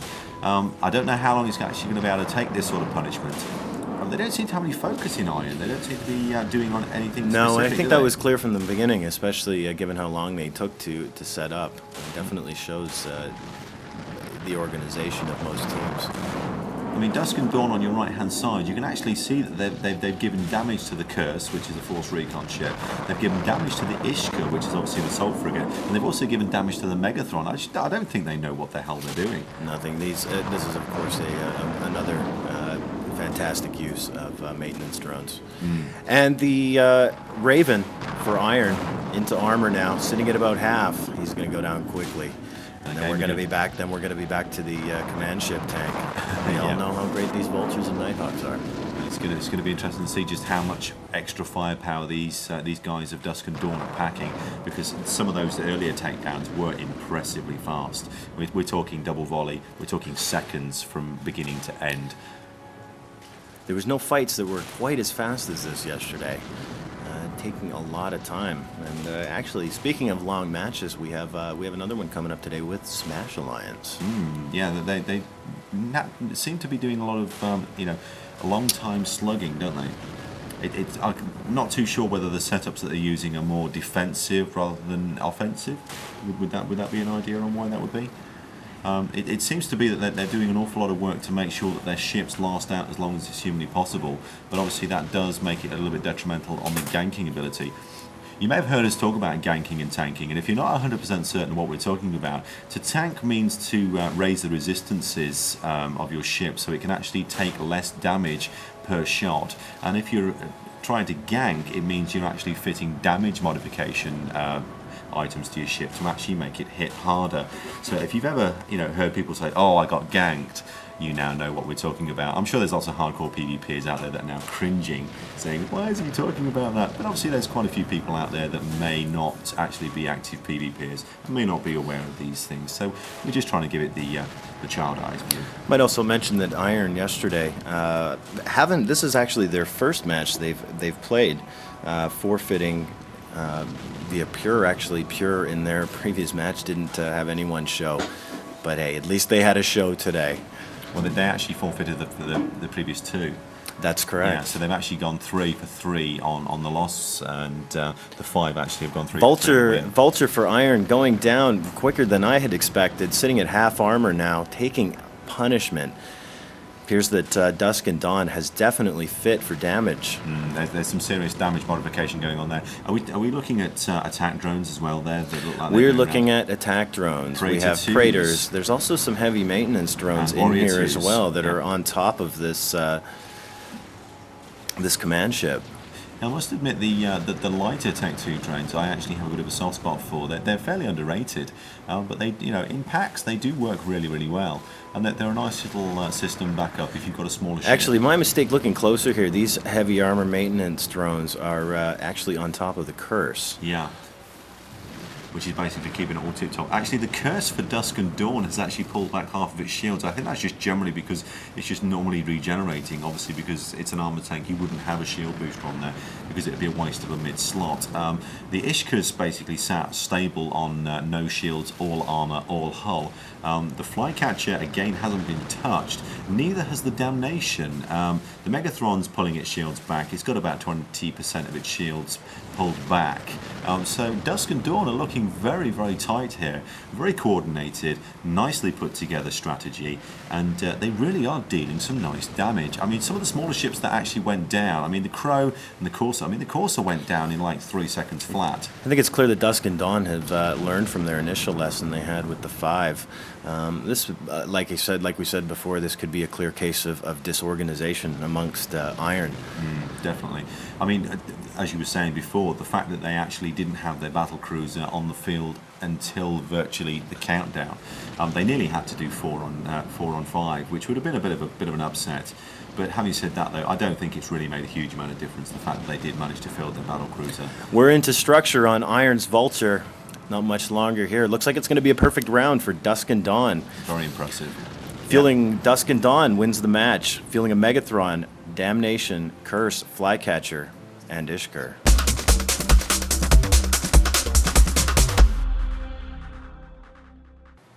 We're back with yet another match. ISS versus Ushra Khan. These two teams have quite a bit in common, have both lost to MC, and have yet to win a match. Yeah, that's 2 for 2 in the loss column for both ISS and Ushra Khan. ISS on the left-hand side of your screen for tactical information, fielding a Tech 1 Raven, a Nighthawk, personal favourite of mine, a Zealot, a Flycatcher, and a Vengeance. And Ushra Khan switching things up a little bit this time, not going with an entire Minmatar set, throwing in a Raven, Sleipnir, Scimitar, Saber, and Jaguar. Okay, it looks like we're off. They've had the countdown, they've had the go, go, go. Weapon fire has started already. Let's see what happens. Okay, drones coming out, maintenance drones on the ISS boys. That's actually the Ushra Khan. I just flipped the screen around. Okay, Yes. so maintenance drones coming out for Ushra Khan, and it looks like they've also got drones coming out for the ISS boys as well. Yep. Armor maintenance drones. Logistics drones being used heavily once again. We haven't seen many logistics ships used in matches. It appears to be a long-range fight. Flycatcher and Saber taking the brunt of the damage right off the bat. Yeah, the Saber seems to be coming off a lot worse on this one, already into armor. Whoa, that was a hit and a half. Bye-bye. Whoa. That was a quick one. That basically must have hurt. That was an ouchie. First kill for ISS on Ushra Khan. Yep, Killing a Saber. That Flycatcher's holding up quite nicely. He's really doing a job. Again, must have those armor maintenance drones on the Flycatcher because they're Most definitely. Logistics drones proving their worth yet again. more than likely sitting there, the ISS team sitting there thinking, okay, they're going to go for my Flycatcher. Let's make sure he's all teched up. And Flycatcher is in flames. Yep. Again, cannon fodder is pretty much the order of the day for the destroyer class. Taking some remote shield wrapping from both it looks like both the Raven and the Nighthawk. That's right. The Flycatcher has gone, so that's 1 down each, both losing their destroyer class, interdictor class ships. Looks like Ushra Khan are actually turning their attention onto the Zealot. Shield damage going down at a rate of knots. See how he handles his armor damage. Should be a lot slower damage mod on that one. Yeah, he's taking little chunks, isn't he? It doesn't seem to be causing him too much of a problem. This would be the Jaguar of Ushra Khan. As you can see here, they've really focused their shield maintenance drones. Is it going to be able to hold up to the amount of punishment they're sending to it, though? He's taking. I don't know. They are chunks. medium, and he seems to be holding quite nicely. Yeah. They're going to have to hit it pretty hard to be able to get through that shield, aren't they? Zealot for ISS, taking the brunt of the damage still. Yet again, another use of logistics drones. Oh, there goes the logistics ship, the Scimitar, for Ushra Khan. That's going to change things up a little bit. That should definitely change things up. We are on a 4 and 3. 4 for ISS, a Raven, Nighthawk, Zealot, and Vengeance. And on the right-hand side, we've got Ushra Khan still fielding a Raven, a Sleipnir, and a Jaguar. Again, the little ships seem to have been taken out very early, but the past 2-3 matches, the frigates have actually been stuck around for quite some time. And it looks like the Jaguar's next to go down for Ashra Khan. He's gone. That's it. We're on a 4-on-2 now. Ashra Khan. Okay, that's not Zelot. Looking good. Yeah, Zelot for ISS is still sitting pretty well. He's taking a lot of punishment. And we've holding only off. seen two Zealots in this championship so far. I believe it was the Red Skull has twice fielded a Zealot, and we also have ISS this time. I don't recall if there was any others. No, it's one of those ships that you either love or hate. I think I've got a few people that actually do swear by them as a nice little, PvP ship. That they're quite quick. That they hit hard, and you can set them up to actually take a really good beating. He's taking reasonable armor damage now, though. Clearly a strategy that is working for ISS. But I think we're going to be taking some time here. Yeah, they seem to make short work of the first 3 ships. I mean, obviously the logistic ships are not exactly designed to take much of a beating, are they? But if you set them up right, they can hold out pretty well. But if you're actually going to send all of your forces against one, yes, they need some. The thing with the logistic ships is they require some additional support from the other ships on your team. They have to try and take the fire off them, don't they? Because clearly, I mean, most of the time you're going to find that these logistic ships are going to be called primary. I think there's only one team that has actually had their logistic ship survive, and that was Band of Brothers on our first day. On a complete clean slate. But again, people expect Bob to have a clean slate, don't they? Okay, we've got a Raven and a Slipner for Ashra Khan on the right-hand side of your overlay, just so you can see the shield, the armor, and the hull damage that they're taking. On the left-hand side, we've got ISS, who is still fielding a Raven, a Nighthawk, a Zealot, and they still also have their Vengeance, which again is a little ship that you should never underestimate. Vengeance is a fantastic platform. They're nasty little boys, aren't they? Over the Retribution, really, I mean, a lot of people focus on the Retribution, but the Vengeance has the problem with the Retribution is the single medium slot. Yeah. And it creates a lot of issues, and a lot of decisions need to be made as to what would be best to fit on there. Yeah, it means you have a lot less obviously setup options with the Vengeance. So it's a good little ship. The Vengeance is a fantastic little ship. Looking in here, that Zealot's still holding up, just entering into structure now. Not sure how long this Sleipnir for Ashra Khan is going to last. He's on his last legs. Yeah, taking heavy armor damage, now going into hull. The Zealot is actually into hull as well, but he's managing to pull back chunks of his armor. If we can get rid of this Slipner, they're going to be able to... The Sleipner is definitely going to be disappearing first. Yeah, the Zealot might actually be able to pull this back. And there he goes. We're now on a 4-on-1, ladies and gentlemen. ISS with 4 ships left.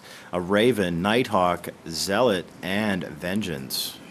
Let's just see how quickly they can take this Raven down. I'm pretty certain they're going to make sure. I'm certain that this Raven is going to go down very quickly. Yeah. Clearly, focused firepower from ISS, learning their lesson in their first 2 rounds, making a comeback on Ashra Khan.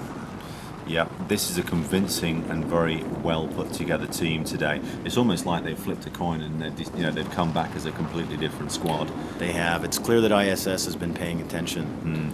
Again, this is the second time today we've seen a team that performed very, very poorly come back and seem, almost very, very well put together, and they know exactly what they're doing. So far, in my opinion, one of the better matches of the day so far. Definitely, it's been interesting, and they've actually done some bits and pieces that we actually didn't expect. They've actually done some very convincing kills as well. It's always nice to actually see a team focus so solely on a ship for an instant almost takedown.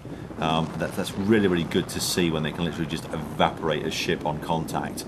Obviously you can do that with the smaller ones, and that's why they always tend to go for the destroyer. And here we go. Raven is now into armor for Ashra Khan. Looks like this one is all over. We're going to have ISS surviving with 4 ships. The Zealot once again proving its worth and hanging in there with just a slight bit of armor left. Yeah, he actually, over the past 30 seconds, 40 seconds, he's actually been pulling chunks of his armor back. He has. I mean, at one point he got sort of like next to no armor left.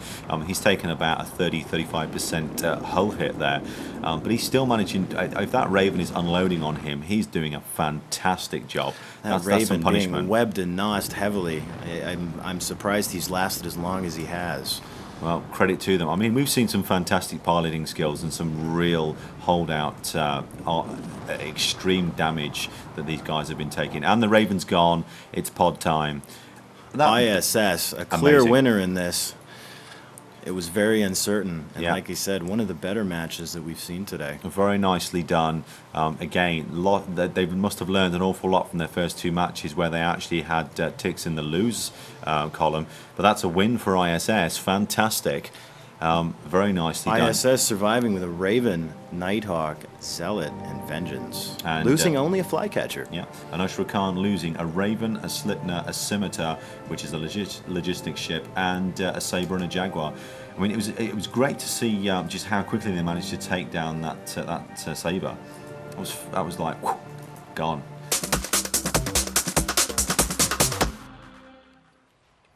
Well, I'm very impressed. ISS finally managed to pull it out of the bag, which of course does mean Ushra Khan's third loss. They chose not to field all Minmatar. They did. They put the Raven in there, but it didn't really help them. Ifni, you chose Ushra Khan. What went wrong? Yeah. I don't know. They just don't seem to be on the game today or yesterday. I thought that Ushra Khan would be the better PvPers than ISS, but I guess not. And I think that means Ushra Khan can't qualify for the next round. That's three losses out of 4 fights. So they can't have enough. They can't, even if they win the next one, they only get 3 points. They can't qualify in first or second place. No. What it also means as well is that ISS, who lost their first 2 matches, can still technically they can still. They've really got a lot to play for, Stavros. I think looking at the stats, that they have a slight chance of making it through, depending on a lot of other teams losing. I'm really pleased with IS, actually. I thought they played quite well there, and I think they'd learned a lot from their previous fights, and I think they were playing much more as a team. You saw the armour repair, drones and things like that. So I think they're definitely moving up.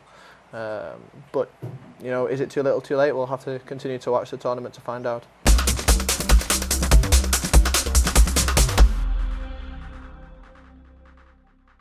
Okay, and we're back in the booth. We have, as they say, Chorus of Dawn versus Stain Alliance. On the left-hand side, we have Chorus of Dawn fielding a Caldari Navy Raven, an Astarte, an Ishtar, Flycatcher, and a Crow. And for Stain Alliance on the right-hand side, we have a Caldari Navy Raven, Sleipnir, Hugin, Flycatcher, and Ishkur. And we're away already. Interesting again, another Ishtar. Logistics drones all over the place again, I would have thought. It's obviously, bearing in mind, Chorus of Dawn did have a convincing win yesterday against They did. Again, somebody said, not a good day to be an interdictor. First kill made by Stain Alliance on Chorus of Dawn's Flycatcher. Yep, and Stain Alliance also taking damage on their Flycatcher, but not a huge amount. The Ishtar is going down like a sack of spuds. Shields completely down, but having said that, though, we have seen in the past that the armour on these does go a very, very long way. Still taking reasonably heavy damage. The Crow also of Chorus of Dawn taking heavy shield damage. That's not going to last much longer, I wouldn't have thought. Yes, he's into armour. He's going down. There he is. Yeah, another shot and he is toast. So that's 2 down. We are thinking.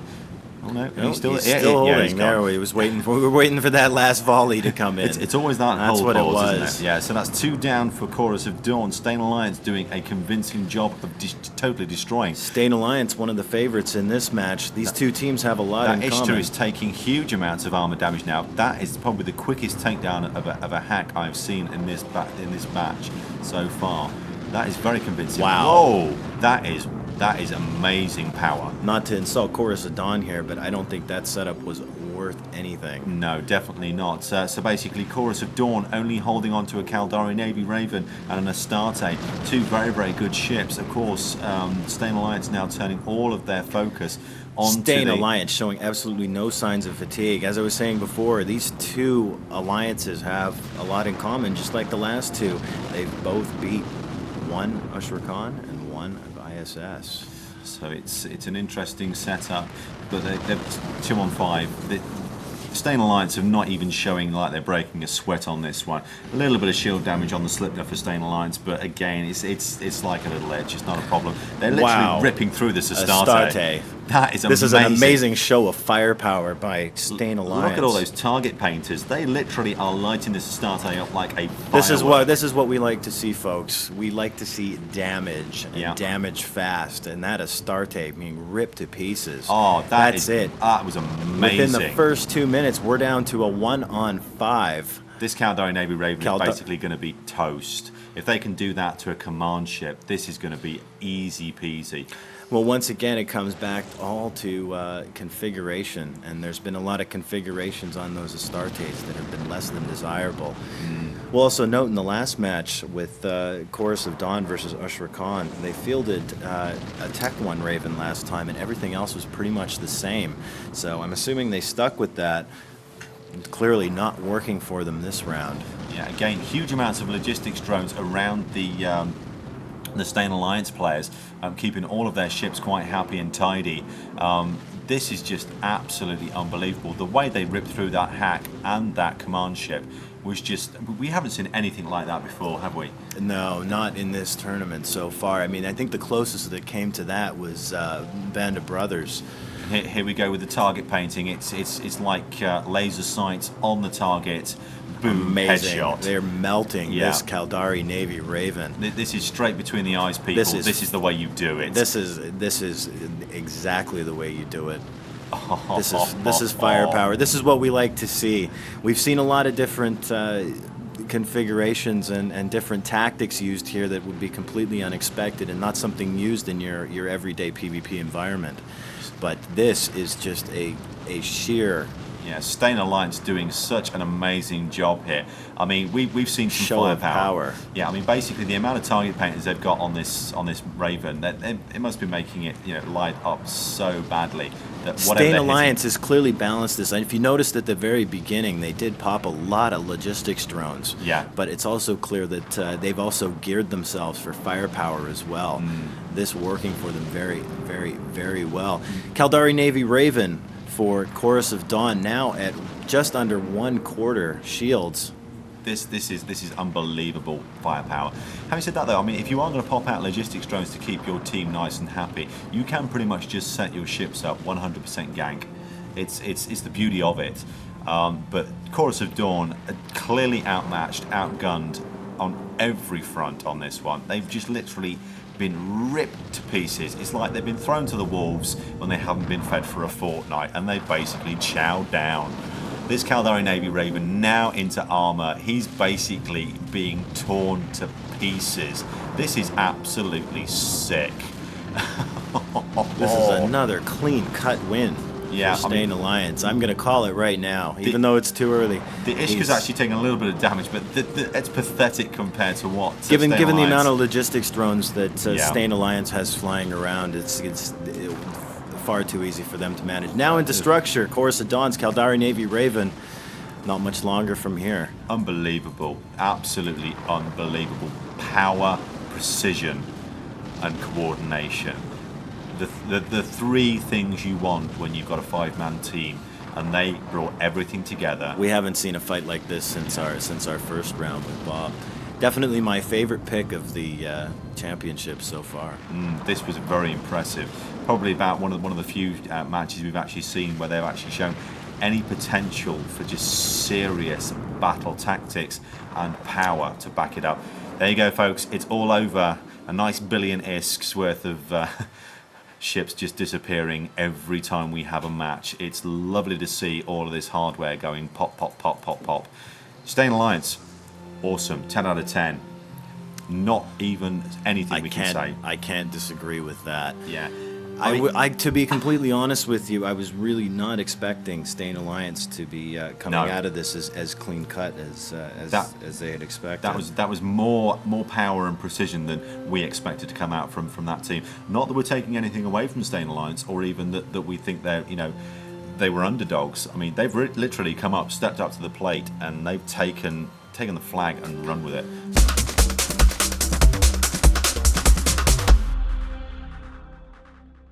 Okay, and welcome back to the action. We have LV versus NORAD. Looking at the specification of the ships, it's going to be an interesting one. On the right-hand side of your tactical overlay, we have NORAD fielding a Navy APOC, a Slipner, a Cerberus, Flycatcher, and an Ishka. Nice. Nice And layout. another interesting lineup here for Latka Volterra. On the left-hand side of your screen, we have a Balgorn, Damnation, Deimos, Eris, and Retribution. Okay, then who's your money on? Well, in most cases, I would put it on LV, but it looks like NORAD has turned around and is attempting to counter what LV has brought forth. But I think in the end, it's going to be LV that comes out on top. LV really has nothing to lose, whether they win or lose this match. I think there's one or two things that need to happen for LV for them to actually pull this one off. If they can actually do it, great. But I think NORAD might actually have a few surprises up their sleeve. Again, seeing a Balgorn again. Be interesting to see what they do with it. That's for sure. Latka an interesting note here, Latka Volterra sitting at 9 points, tied in first place with third front. Basically what's going to happen is if there is a tie in points, it will come down to calculations on how many ships survived.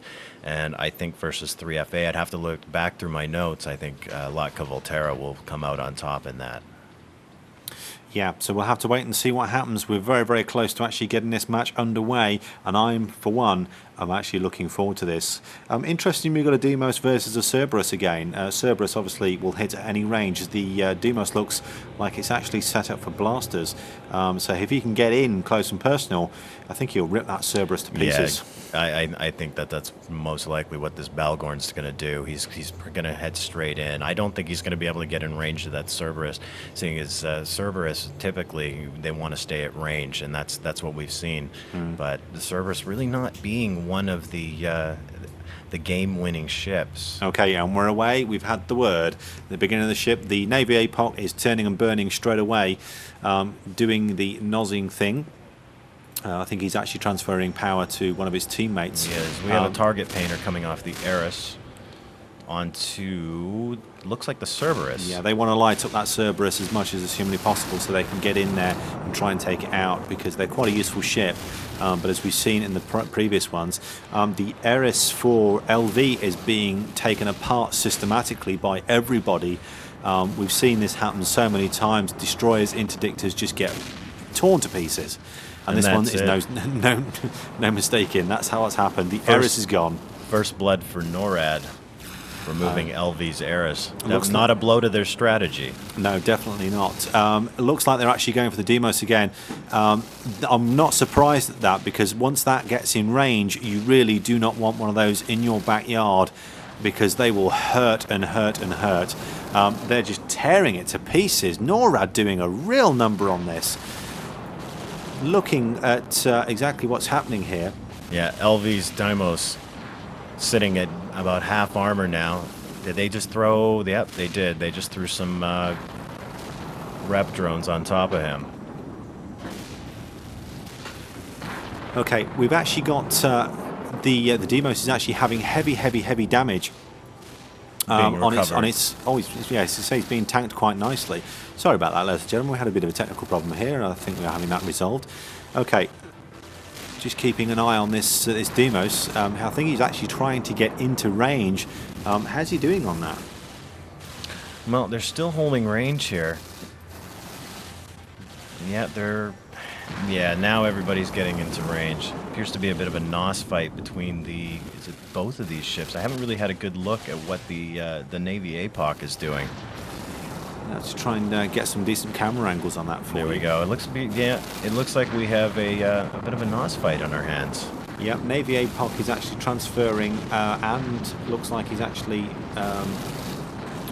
sucking power from the Balgorn, and the Balgorn is obviously returning in kind. Also, the Deimos looks like it's actually doing some nozzing as well. Yes, yeah, in fact, the Deimos is nozzing the Navy APOC. The Navy APOC is in turn nozzing the Balgorn, and it looks like the Navy APOC as well is also nozzing. Yeah, we've actually just had the Balgorn almost pretty much go straight into the middle of the whole pack, and it's doing its best to nos everything within range. I think you'll find that the Navy APOC will lose on a nozzing fight between a Balgorn and obviously the Navy APOC, because the Balgorn does have a 10% bonus on that, just to actually add insult to injury. And we've seen LV use this tactic time and time again. And it's also worked quite well for them. Retribution for LV taking reasonable shield damage and now going into its armour. Also the Ishka for NORAD taking damage. Nobody seems to be taking any more damage. The Demos for LV is actually pulling its armour back quite nicely. And once that boy gets in there, it's going to really start dealing some pain. The Cerberus for NORAD is actually keeping out of harm's way quite well and unloading its missiles all over the place. Yeah, I think it's a matter of, I'm not sure. We're not really seeing a lot of drones being. Well, actually, yeah, there we go. I just spoke too soon. The Demos still being surrounded by several drones here. Mainly looks like all armor maintenance. Can't see if there's any attack drones. Yes, there is some attack drones from NORAD on top of this Deimos, but clearly not doing really negligible damage. Yeah, looks like LV taking the brunt of the actual firepower here. Obviously, their up close and personal blaster Demos is not actually doing an awful lot of good. We've got armor maintenance drones all over the place on that Demos, just to keep him nice and tight. He is steadily coming into range now, though. The Demos is getting up close and personal, or hopefully he should be in a very short space of time, to that Ishka for NORAD. He's actually unloading everything he's got at it, but obviously he's not in range. I mean, he's still 40k away, so not doing an awful lot of damage there. I think he's given up on that. It's just a matter of whose cap is going to break here first, and given what we've seen of LV in the past, I really think that LV will probably end up pulling this off.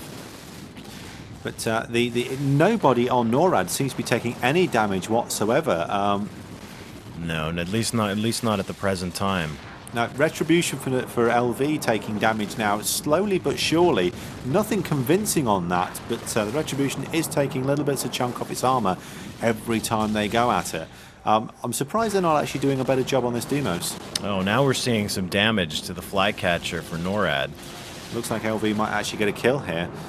Flycatcher is renowned for being made out of cardboard and taking hits, unless they are actually looked after by large amounts of drones. Which we've seen as a tactic quite a few times, but nobody seems to be doing anything to anybody, so to speak. Bit of a mishmash, complete disarray. That it is. We'll get a time on here as soon as we can get our director Lamond to give us a time limit.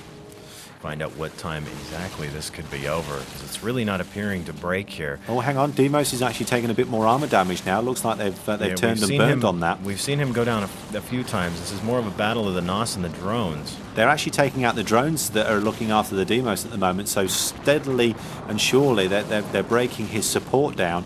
But there are so many drones that are looking after him. It looks like they've actually got attack drones on the Demos as well, just to really make his life difficult. And the Balgorn is also doing an armor maintenance onto the Demos to hold him steady. Maybe they should alter their tactics and try and take out, the source that's holding the Demos down. Do you think they should turn on the Balgorn? No, I don't think that would be a good idea right now. Taking out the Balgorn's support and everybody else around him would be the bad. There goes the Flycatcher. Finally, LV gets a kill, taking out NORAD's Flycatcher. Yeah, NORAD not actually taking a huge amount of damage on anything that matters to them. I mean, the top three ships really haven't been shot at all. Cerberus being left quite happily to do whatever it wants to do and keeping at range. The Navy APOC is just running around, nozzing everything and anything it can lay its hands on. The Ishka for NORAD is being shot at by the Balgorn by the looks of it.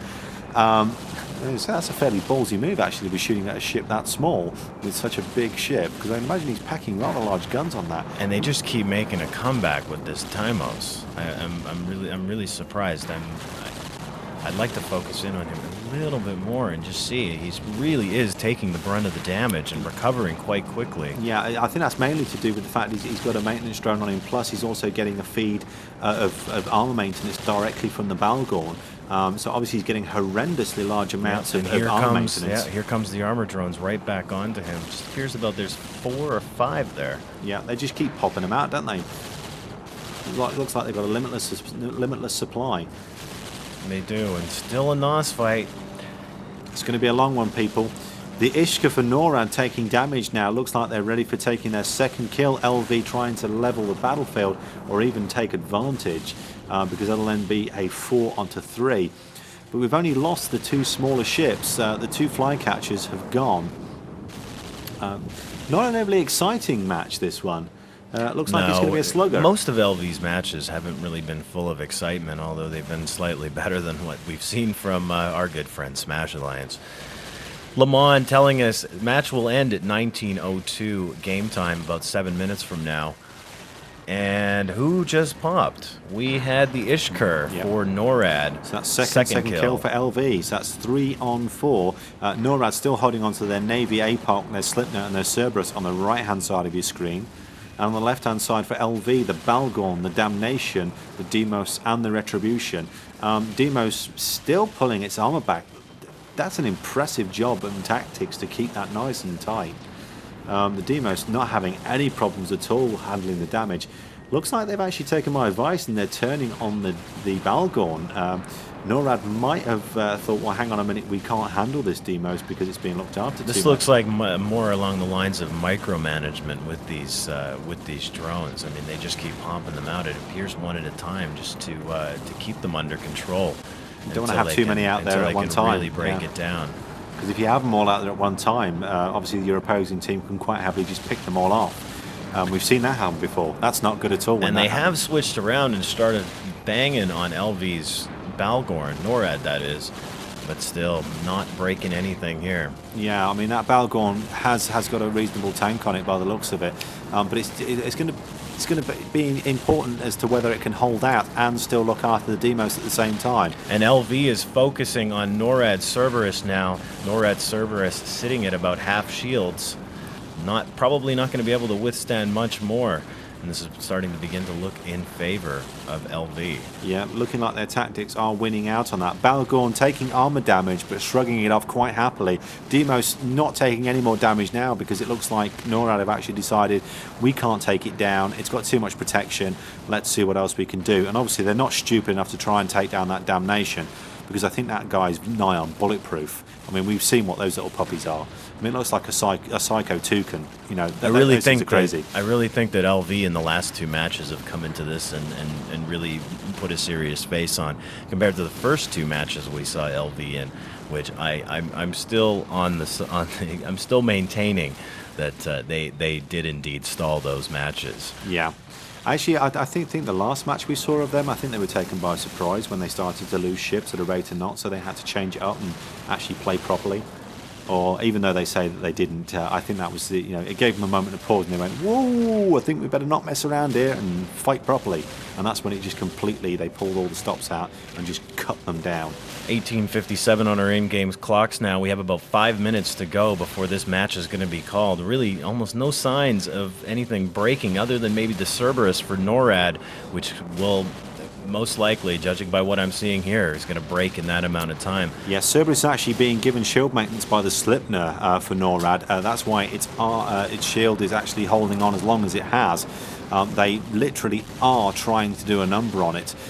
Looks like the Balgorn is actually nozzing the Cerberus to death, which is not a good thing to have a Balgorn, sucking on your capacitor when you're in a hack, because as soon as your capacitor goes, that Cerberus will be gone before the end of this match, I guarantee. Yeah. But it looks like NORAD will probably end up hanging on to 2 of their ships in that amount of time. Yeah, that Cerberus is going to go hung out to dry, and he's going to be one smoked puppy. Yep, armor damage going all over the place for the Cerberus for NORAD. As soon as this Cerberus goes down, I think it's all over for the NORAD boys. It's only going to be a matter of time before they take down that Navy APOC. We're down to a 4-on-2 now. On the left-hand side of your screen, we have LV with a Balgorn, Damnation, Deimos, and a Retribution. Yeah, it looks like as the Demos is actually just taking out maintenance drones left, right, and centre. He's just sitting there and going, "Yep, I'm going to take you out because you're just annoying." So I had said actually at the start of this match that LV had nothing to lose, which isn't exactly true. If NORAD had won this, it would have been a three-way tie for first place. Since our next match versus Goonswarm and Oxide, both teams without a win, but somebody's clearly going to walk away with it, and that will be our next fight. And we've got 3 minutes left on this battle. We'll be finishing at 19:02 on your in-game clock. So we've got 3 minutes left. On the left-hand side of your screen for LV, still holding on to their Balgorn, minimal armor damage, full shield damage. The Damnation, which basically hasn't been touched. Nobody's even decided to give him a look. The Demos for LV has taken reasonable damage, but pulled back impressively due to some very, very good tactics on LV's front. And obviously the Retribution's still hanging around there. He's flying around, enjoying the view, and popping little drones and stuff. And almost each time we've seen LV fight, we've been on the edge of our seats sometimes. We're really uneasy. These matches have been very difficult to commentate on, given the amount of just everything that's in use here, from Webbers to NOS to drones to just everything that we're seeing. It's not like the firepower fights that come out with Bob or with what we saw in our match before that with Mercenary Coalition. I think it's worth mentioning that when we're watching an LV fight, that I mean, one of the main reasons why it's very difficult to commentate on it is because it actually appears that LV are doing almost multi-layer tactics. They're actually, managing to do at least 3 or 4 different styles at the same time and pulling it off. And for a fleet commander to be able to keep that together and the team actually work as a unit under those sort of conditions, it's very, very impressive. And I've got to take my hat off to LV for pulling it off. Well, we're just under 1 minute now, waiting for this fight to end. It looks and if that, I wonder if I should be making bets for Stavros. Maybe he'll drink another 2-year-old Quaif if NORAD does in fact lose this Navy APOC. I think they might actually be able to take it down, but Navy APOCs are pretty hard cookies to crack. Even though they are doing a number on it at the moment, it seems to be holding its own. I don't think they're going to be able to do it in 1 minute, though. No, I really don't think it's going to happen. We're just waiting for the call here. Yeah. From our match referees. Definitely impressive display from LV though. This is good stuff. Difficult to commentate on, but it's good stuff. And 10 seconds left in the match. Looks like they're going to hang on. Looks like NORAD is going to hang on to their Navy APOC and their Schlipner. Yep. Stop fighting, Lamont says. That's a win for LV. Commiserations there to NORAD. NORAD holding on to their Navy APOC and their Schlipner. And LV hanging on to their Balgorn, Damnation, Deimos, and Retribution. Do you think that Demos was actually on its last legs at one point? I really don't think so. I don't know. There's been a lot of cases and a lot of stories that people have talked about with certain things happening, with pilots actually shooting their teammates, not intentionally, but because there's a lot of nosing of other players, and so you are actually targeting your own team members. And you're targeting your own teammates, and sometimes these guys forget who they're clicked on and where they hit it. Yeah. And they end up killing the wrong people. Exactly. I mean, or at least doing damage. I think we did see wasn't it Goonswarm that accidentally potted one of their own with smart bombs? Smart bombs in PvP close quarters is bad, very, very bad. I've seen it happen on countless occasions. When you've got those big bad boy smart bombs, you can do nasty damage.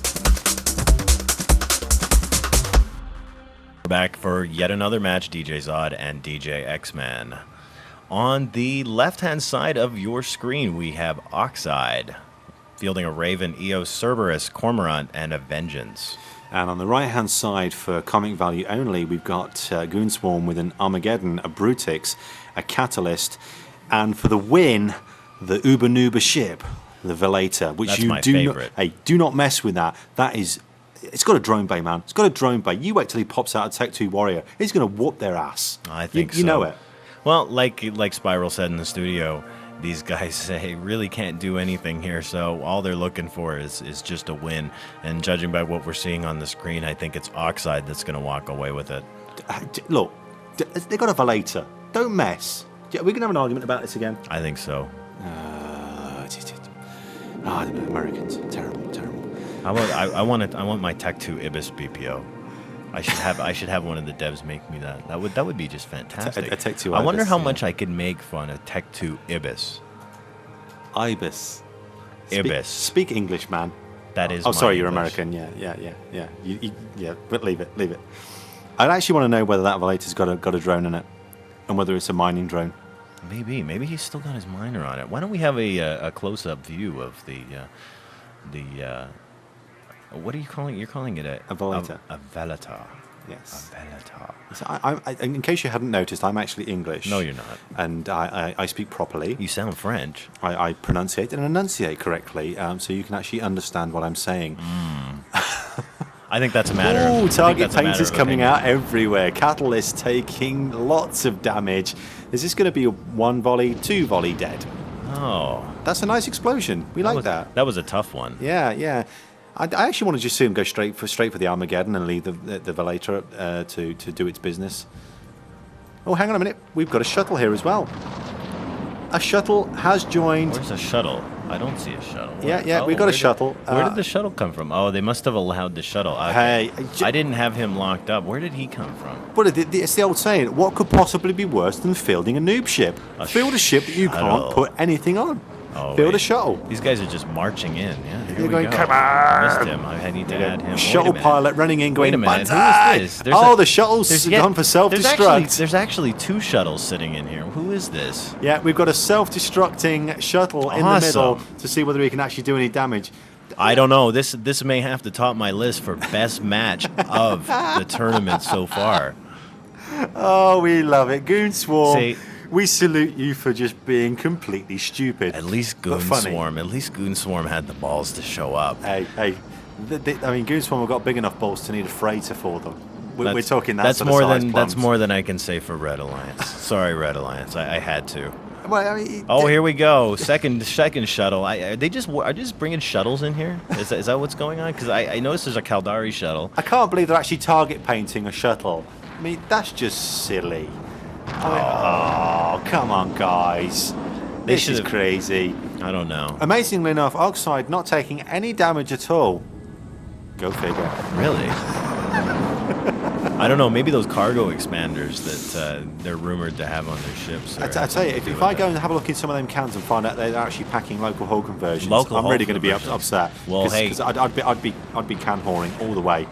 But obviously I'm not here, so I can't do that. Oxide would walk away with some nice loot in that. Actually, maybe Oxide should go and loot these cans. Just to see what they were, actually using. I'm tempted to go check these cans out. Wait a minute, where's this other shuttle? What's going on here? Are they actually shooting at this guy? Yeah, I think it's just crazy. And that's there you it. go. Oxide have literally cleaned the system up. Thank you very much. Well, we will give you a dustpan and brush in a second to just sweep up the cans with. Thanks, guys.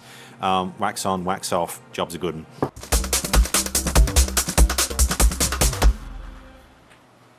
We're back. DJ Zod here with DJ X-Man for one of the most anticipated matches of the day.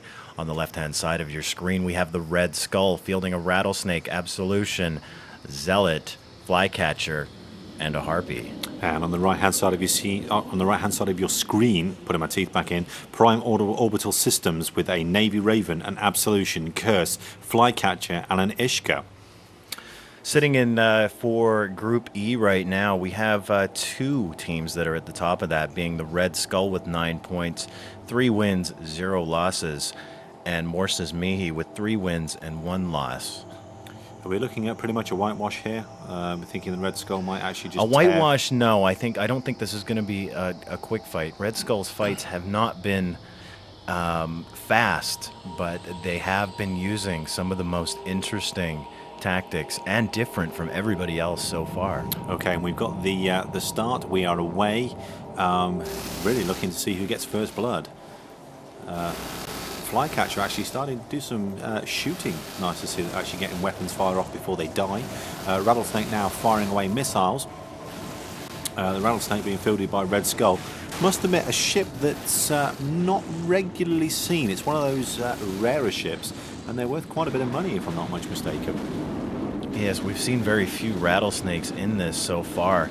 Rattlesnake being actually one of the softer targets in this, but the heavy support that it's receiving from the Absolution, the Zealot, have been just amazing. And the Flycatcher, Red Skull had switched up their tactics a little bit, surviving with all 5 of their ships. Doesn't look like that's going to be the case this time, though. This Flycatcher for the Red Skull now into structure, and he's gone. And the curse for Prime Orbital actually taking heavy damage, but having a shield maintenance from its teammates Absolution, and also armor maintenance drones all over it like a rash, keeping it alive for as long as is humanly possible. But I don't think it's going to quite work, because it actually looks like Red Skull are actually doing more damage to this curse than it can handle. It's actually starting to take structure damage. This is going to be a bit of an upset for POS if they can't handle, and the curse has just gone pop. That was a huge hit, ripped its hull to pieces. It's now scattered all over the system. We might also add that Absolution for POS was in fact shield transferring to the curse, but clearly not enough to keep it up. Okay, looking at what's happening, Red Skull also looking like they're going to lose their Harpy very, very sharp. They're literally just chewing through the armor on the Harpy for the Red Skull. POS not going down easily. Now a 4-on-3. That's it. This is an upset. But not necessarily, because what we've seen in the past with Red Skull losing their 2 frigates, they've held on quite steady. With the amount of support, as I said before, that's given from the Zealot and the Absolution to the Rattlesnake and back, have been just nothing short of amazing. Red Skull been focusing quite a lot on their opponent's drones, something we haven't been seeing from a lot of the other competitors in this tournament so far.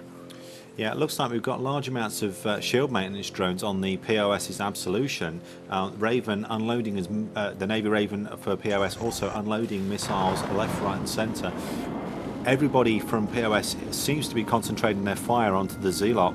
Doesn't seem to be doing any problems. No, we've seen the tank on this Zealot. Awesome ship, awesome. It just, I mean, he's hung on again and again and again, and he just keeps coming back and taking massive amounts of punishment.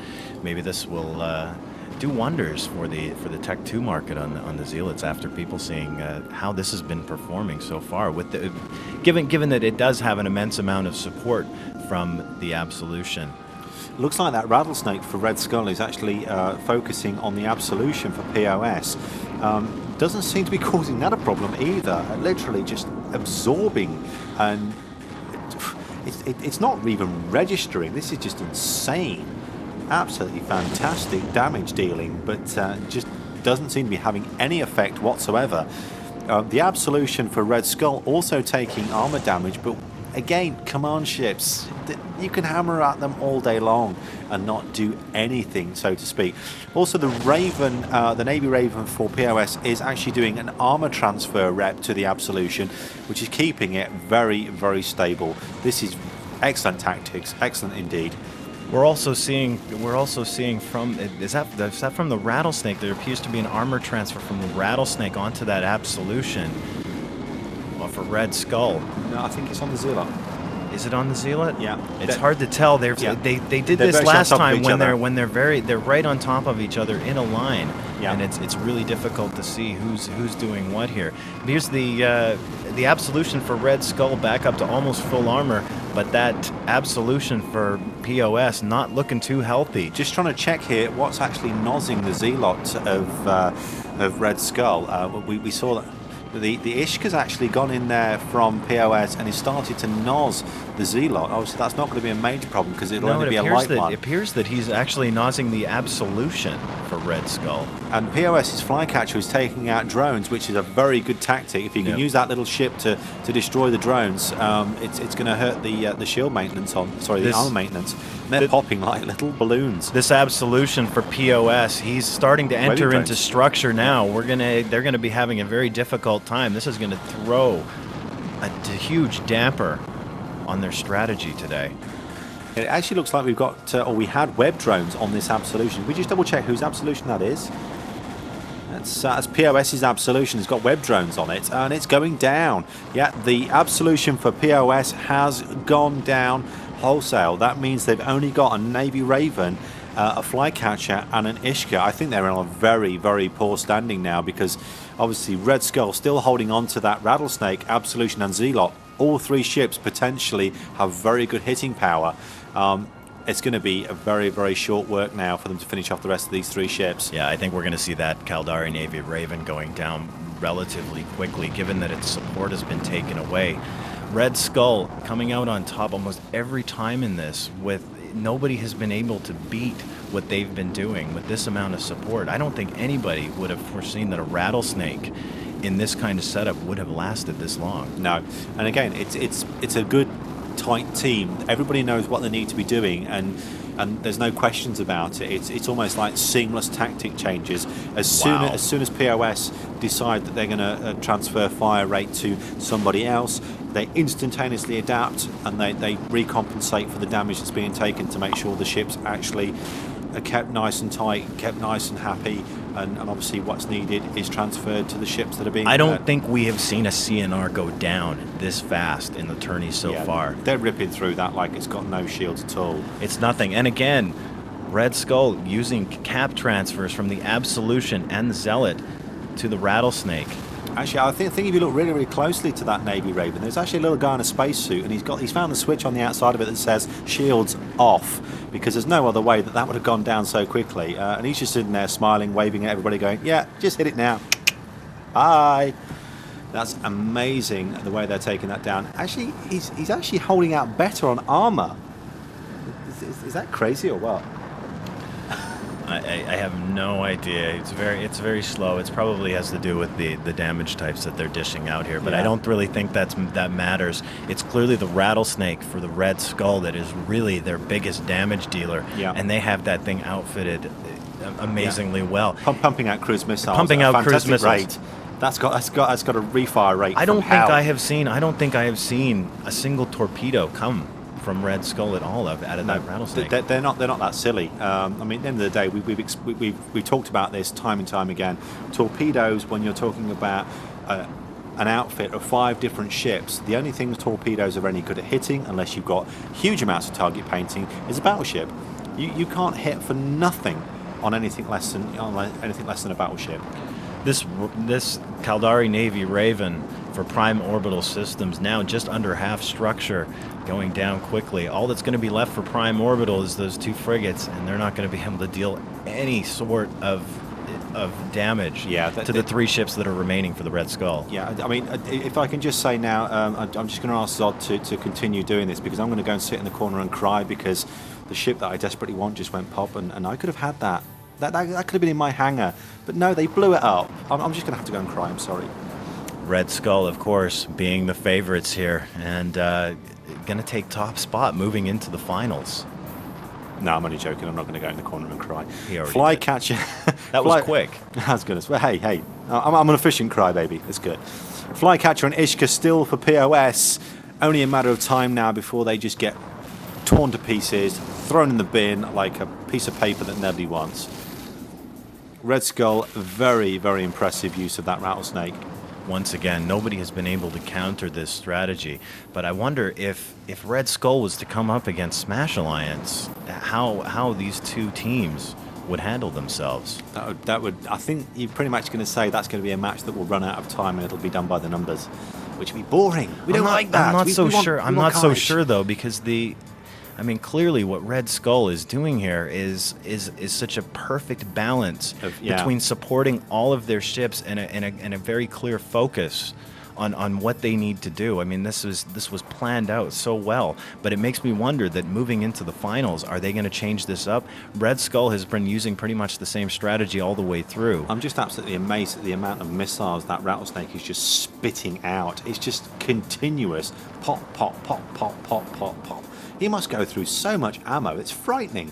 And they basically took down both of those ships in less than 40 seconds. That was impressive.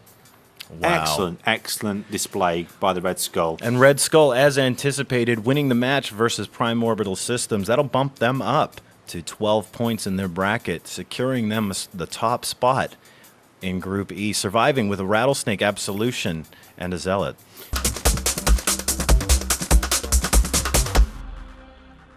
You see, you send me emails and you win my heart, and then you lose. I'm not happy. Both Ifney and I are wrong there. Red Skull dominating as we expected them to, really. We kind of held out and hoped that Pos would do well, but Red Skull doing what they do well, dominating, really, Stavros? Some of us, got it right and said that Red Skull were going to dominate the match. Is it really that important to you that you got it right and I got it wrong? Well, we shall see about making a little badge and you can wear it. You did back Goonswarm, though. Yeah, but that was for funny reasons, not legitimate in-game reasons. No, I think they play very well. They're going to be very tough to beat. That Rattlesnake is just it's just spewing missiles out left, right, and centre. They also seem to have a very hard tank, especially on the top 3 ships. We've seen them work together quite closely before with their top 3 ships to maintain that tank. So I think that they have a very nice balance between damage and the tanking ability. Whether or not one of the teams that's gone more to the extreme, like Smash with their increased tanking, will be able to break that, I don't know, but I guess we'll find out in the knockouts. It's interesting to see a team like ISC, for example, have a full chain of 5 ships repairing each other, boosting each other, that kind of thing. Whereas here, IFNI, it's more the case of the top 3 looking out for each other, whereas the bottom 2 are just kind of left to fend for themselves because really they're not that useful. Yeah, they're not so needed in the tournament. I mean, I can't think. It's either I'm thinking that once a battleship or a battle cruiser has lost, that's essentially it for the team. Trying to think back over the previous fights and remember if anyone's lost a battle cruiser and then come back to win it. If it's the first one of the class to go, then it goes down. Yeah, obviously sometimes it goes down, but it's too late. But because we saw the Megathron die earlier on, and that was it, really. There was no coming back from losing such a... Well, there's no firepower, is there? It's only the top 2 and sometimes the hack, depending if it's a heavily fitted hack. Well, with tanks like these, I really, one ship can't really break it. Not in the time it takes before you die yourself, which is kind of good because combat is longer. It's down to skill over time as opposed to I was better at this one point once. Well, it's achieving the balance as well, isn't it? Yeah. Welcome back. We have a couple of matches left to go, this being the third of 3. And Exura Mortis on the left-hand side of your screen with a Raven, Vulture, Curse, Heretic, and a Crow. And on the right-hand side, we've got Axiom Empire with a Navy Raven, a Slipner, a Zealot, a Heretic, and a Harpy. Must admit that Heretic is a sexy-looking ship. So who's your favorite here? Axiom weren't very convincing last time they were out, were they? They were a bit. I think they got whooped. Well, the thing with this fight today, this Axiom Empire versus Exura Mortis, is going to determine who is going to enter in that second slot for this group. So it's basically a win or bye-bye. Well, of course, it's also going to depend on the next match too. If I don't know if FSA is going to show up or not. I don't think we've had. Yes, it is in fact. We just got word on that in IRC that FSA did in fact forfeit. So that's going to put Stain Empire up to 12 points. So this is going to determine the outcome as to who is second. Okay, we've had the word, and it's let's get it on time.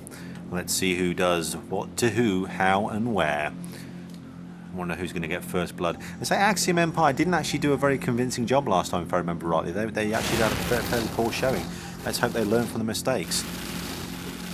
Interesting, got a curse on the Exura Mortis side, and obviously a Zealot on the Axiom Empire side.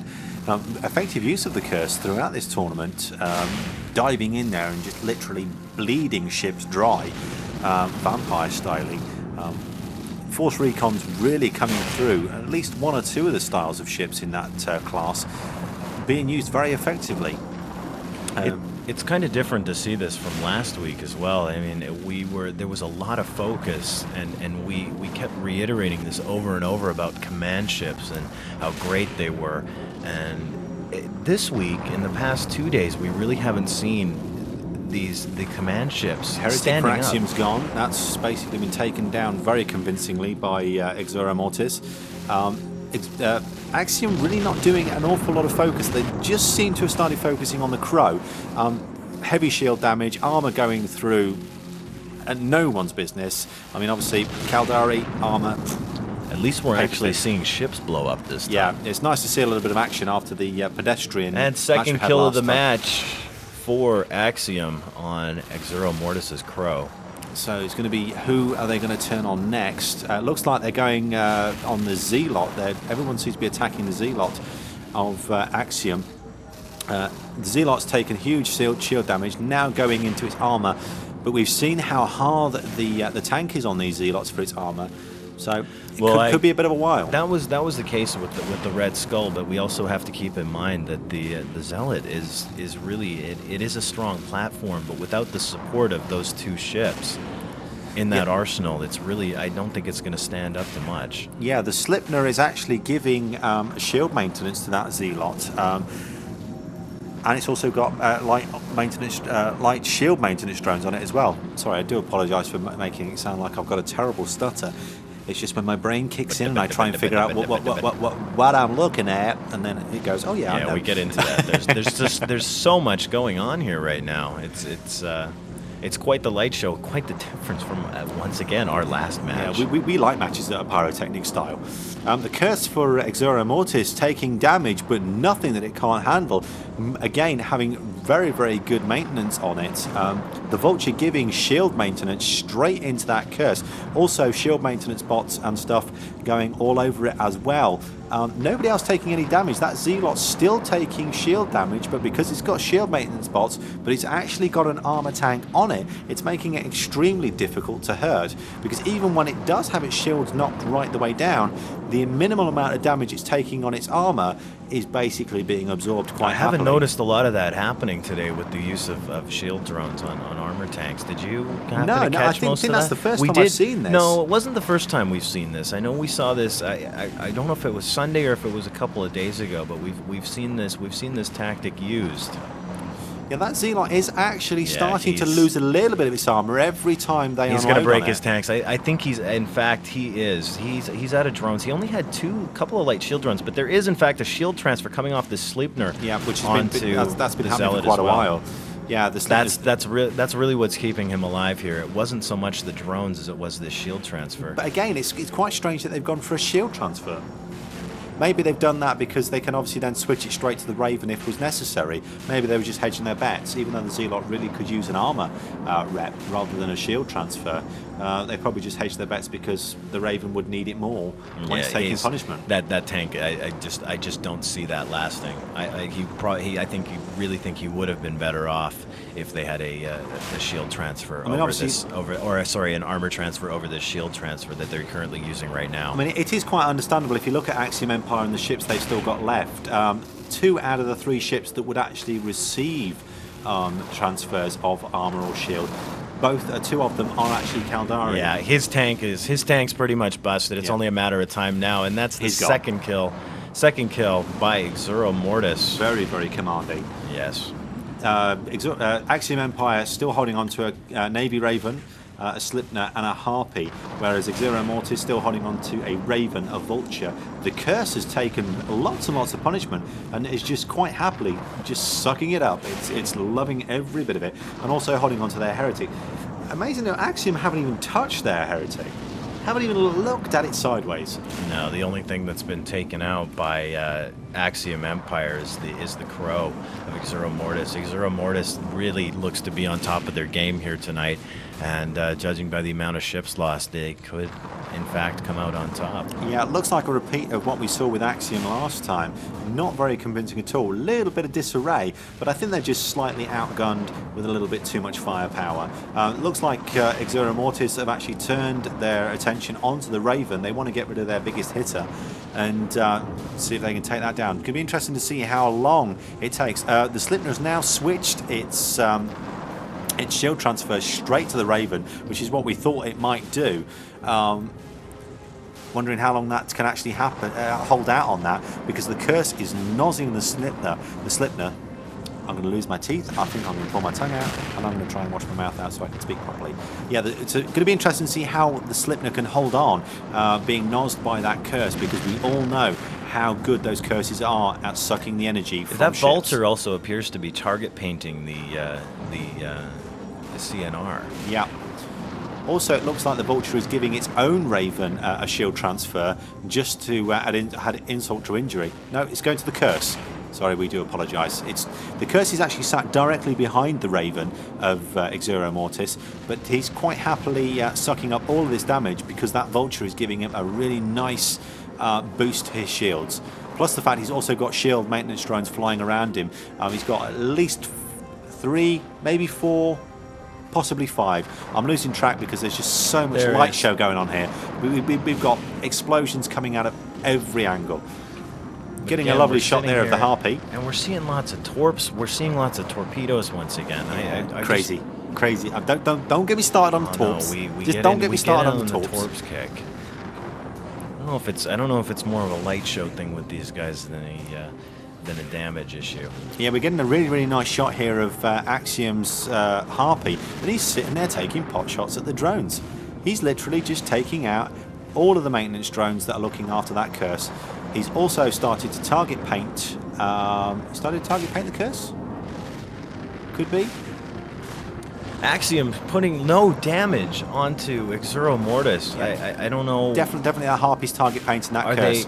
they- The Harpy is doing a very good support job of really ruining that curse's day, because if he can destroy all of its support drones, they might have enough firepower with that Raven and that Slipner to actually take that curse down, and that's going to hurt them. Not enough, I don't think, to actually take them down, but it will certainly level the playing field. Yeah, the Harpy taking out these drones looks like one at a time. That's pretty much been the focus of what he's doing here. Yeah, attack drones now going on that Harpy to actually try and get rid of it. I think that Exero Mortis have just noticed that Harpy and what it's doing.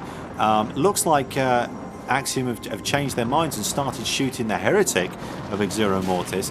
Again, very, very pretty battle, but I think we've actually got to a stage now where nobody seems to be doing anything to anybody. They're all sitting there sucking their thumbs thinking, "Ooh, what should we do tactic-wise now?" We have roughly about 5 to 6 minutes left in this match, and currently, judging by the looks of it, Exuro Mortis clearly in the lead, unless, of course, Axiom can take out one more of these ships and balance it out and put it into a 3-on-3. Yeah, that Heretic is taking huge shield damage now. Unless Exero Mortis actually pull their finger out and start to give it a bit of support, it's going to go down, and that's going to level the playing field. But not to a huge extent, because obviously Exero Mortis on the left-hand side of your screen for tactical information still have their Raven, their Vulture, their Curse, and at the moment their Heretic. Heretic took huge hit there. Armor went bye-bye. I don't even know where that went to. Yeah. That really came out of nowhere. I actually think I saw a big chunk of that Heretic fall off into space. That was a hit. That would have cracked ribs. That poor pilot. Still not be hitting. He's not being hit really any more now than he was before. I think he just got one lucky shot in there, and that was it. That would have been a good one on the screen. Your whatever hits Heretic for a wrecking. Nice. No, we got a pretty light show, but really not a lot of damage being dealt by either side. Yeah, Heretic for Exero Mortis being target painted. Obviously, primary target at the moment. They just want to get that 4th ship out to try and level the playing field. Heretic for Exero Mortis actually pulling its shields back at an alarming rate. I'm sure Axiom Empire are just pulling their hair out trying to figure out what I don't know if they're doing. they had one. I don't know if somebody had just one lucky wrecking on him. Yeah, I think they need another one. There's just so much flying around here with target painters and drones, and not to mention the mess with the torpedoes going back and forth here. It's really hard to tell. Yeah. Nobody having the upper hand in this scenario. I mean, it looks like Axiom's Harpy is still being shot at, but he's doing a heck of a job of avoiding whatever they're shooting him with. But it does look like that Exero Mortis have packed for the big boy shots rather than the little ships, thinking that the little ships can be taken out at a later date. But that Harpy is really causing Exero Mortis some problems by taking out those maintenance drones, and he's just literally flying around quite happily going, "Pow, you're dead." And that's all he's doing. He's just shooting drones until they all disappear. He's just taking pot shots willy-nilly and doing a very good job about it. That Heretic is back up to full shields, and this is just taking way too long. That it is. This is, at least it's a little bit more exciting than the last one, but we also have to keep in mind that these two teams are fighting for the 2nd spot in this bracket. Yeah, it's everything to fight for. They're not holding back on this. They really are going for best possible tactics. They're not pulling any punches, and they are literally altering their tactics on a second-by-second basis. Harpy now taking huge hits, shield chunks coming off, but he's still holding on to it. That Harpy pilot is just amazing. This is brilliant. We're being called right now to 4 minutes left in this match. Still, I mean, there's a little bit of fatigue being shown on Axiom Empire's CNR, and that Harpy just keeps coming right back up. Nobody's been shooting the drones. I think this is a case of poor target management. Yeah, I mean, that Harpy has been shooting drones quite consistently when he's actually been able to get close to them. It's going to be interesting if Axiom can actually take out a fourth ship to actually make it 3-on-3. Would that then be a sudden death? First person to die after the time? But I don't think we're actually going to go to that. Heretic taking huge amounts of armor, shield damage again. He hasn't got a lot of his armor left. If they can actually get a good few shots on this Heretic, it's going to level the playing field. And I will be very, very interested to know whether they're going to go for sudden death like they do in the old football. No, wait a minute. As they say in America, sacker. Hang on, where did he just go? Oh, is he gone? That's it. Heretic's gone. 3-on-3. Impressive pullback by Axiom Empire.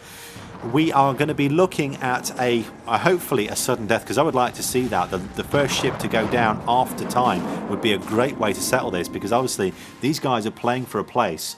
It wouldn't matter if it was, it's probably going to come down to ship count, but have a look at this Kaldari Navy Raven for Axiom. Not really doing all that well, sitting at just under 3/4 armor now. All shield's gone. That Raven's going to be real bad boy. This may be the knife in Axiom Empire's back, and that Exura Mortis is going to need. As soon as that Raven goes down, they've got no firepower. His tank is busted. He must be at a cap. Yeah, and it looks like the Slipner can't actually get... He's still giving him shield transfer, but it's just not doing any good at all. The armor's gone. They're going into Hull.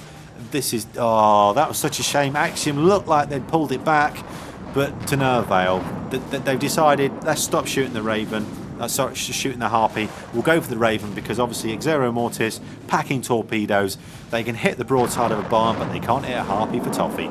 Oh, that's too bad. That's a real disappointment for Axiom Empire. I really thought that Axiom had the top end with the firepower here, but it was really boiled down to whose cap was going to survive the longest. Yeah, torpedoes against a Raven equals dead Raven. I think they're going to have a bit of a problem trying to get rid of anything else, but it doesn't matter, because they've still got the 3 ships on the Exero Mortis on the left-hand side of your screen. Still have a standard Tech 1 Raven, a Vulture command ship, and a Curse Force Recon. They've still got the firepower. They've still got the team. Obviously, on the right-hand side, Axiom Empire still have the Slipner. They still have the Harpy. But they just haven't got anything.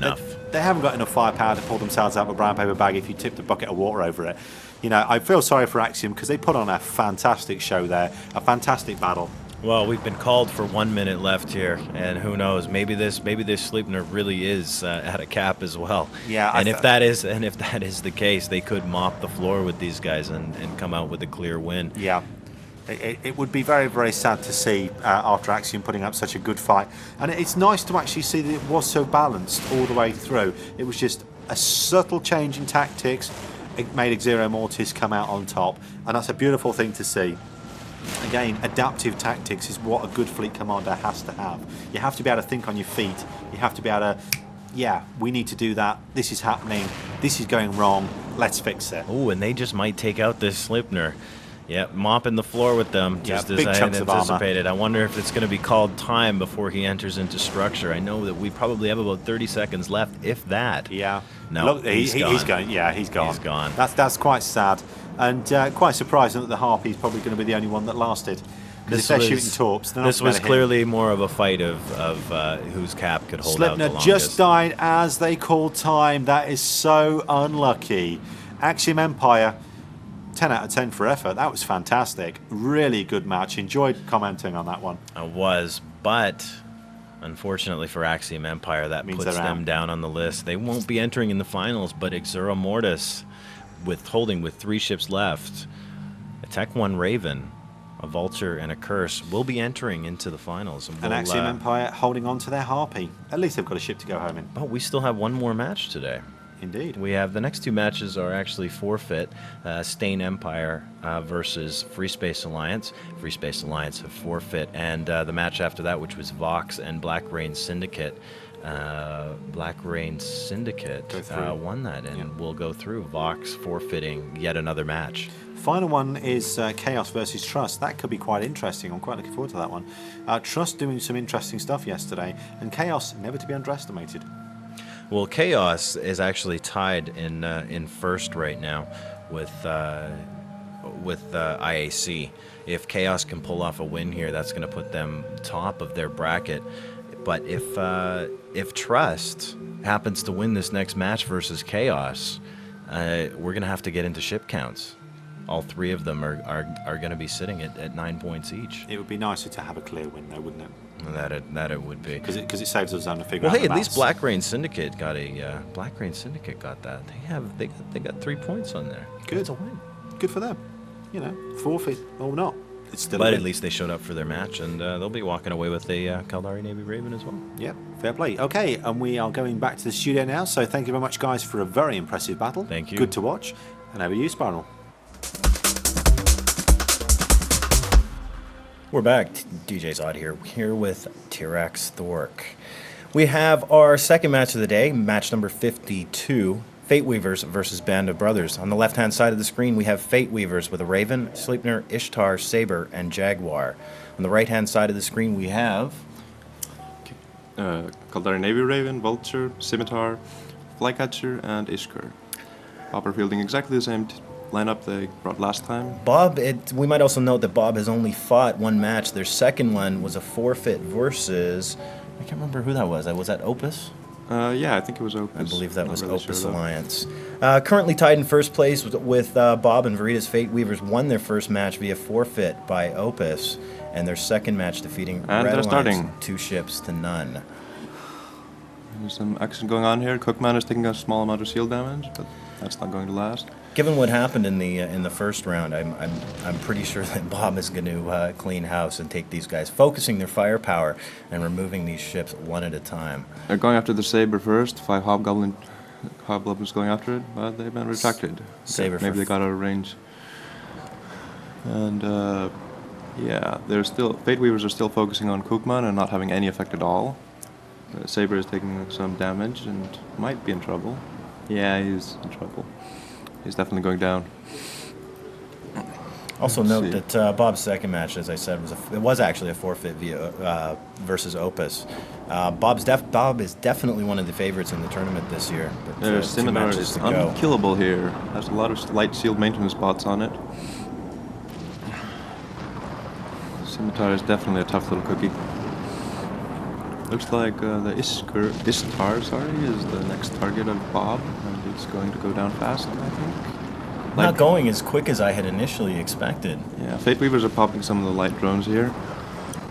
Cookman is still taking a small amount of shield damage and getting it remote repaired immediately by both the Vulture... No, by the... That Ishtar I think it's for just the drones. at the that moment. Ishtar for Fate Weavers, currently sitting at about 3/4 armor now. Yeah.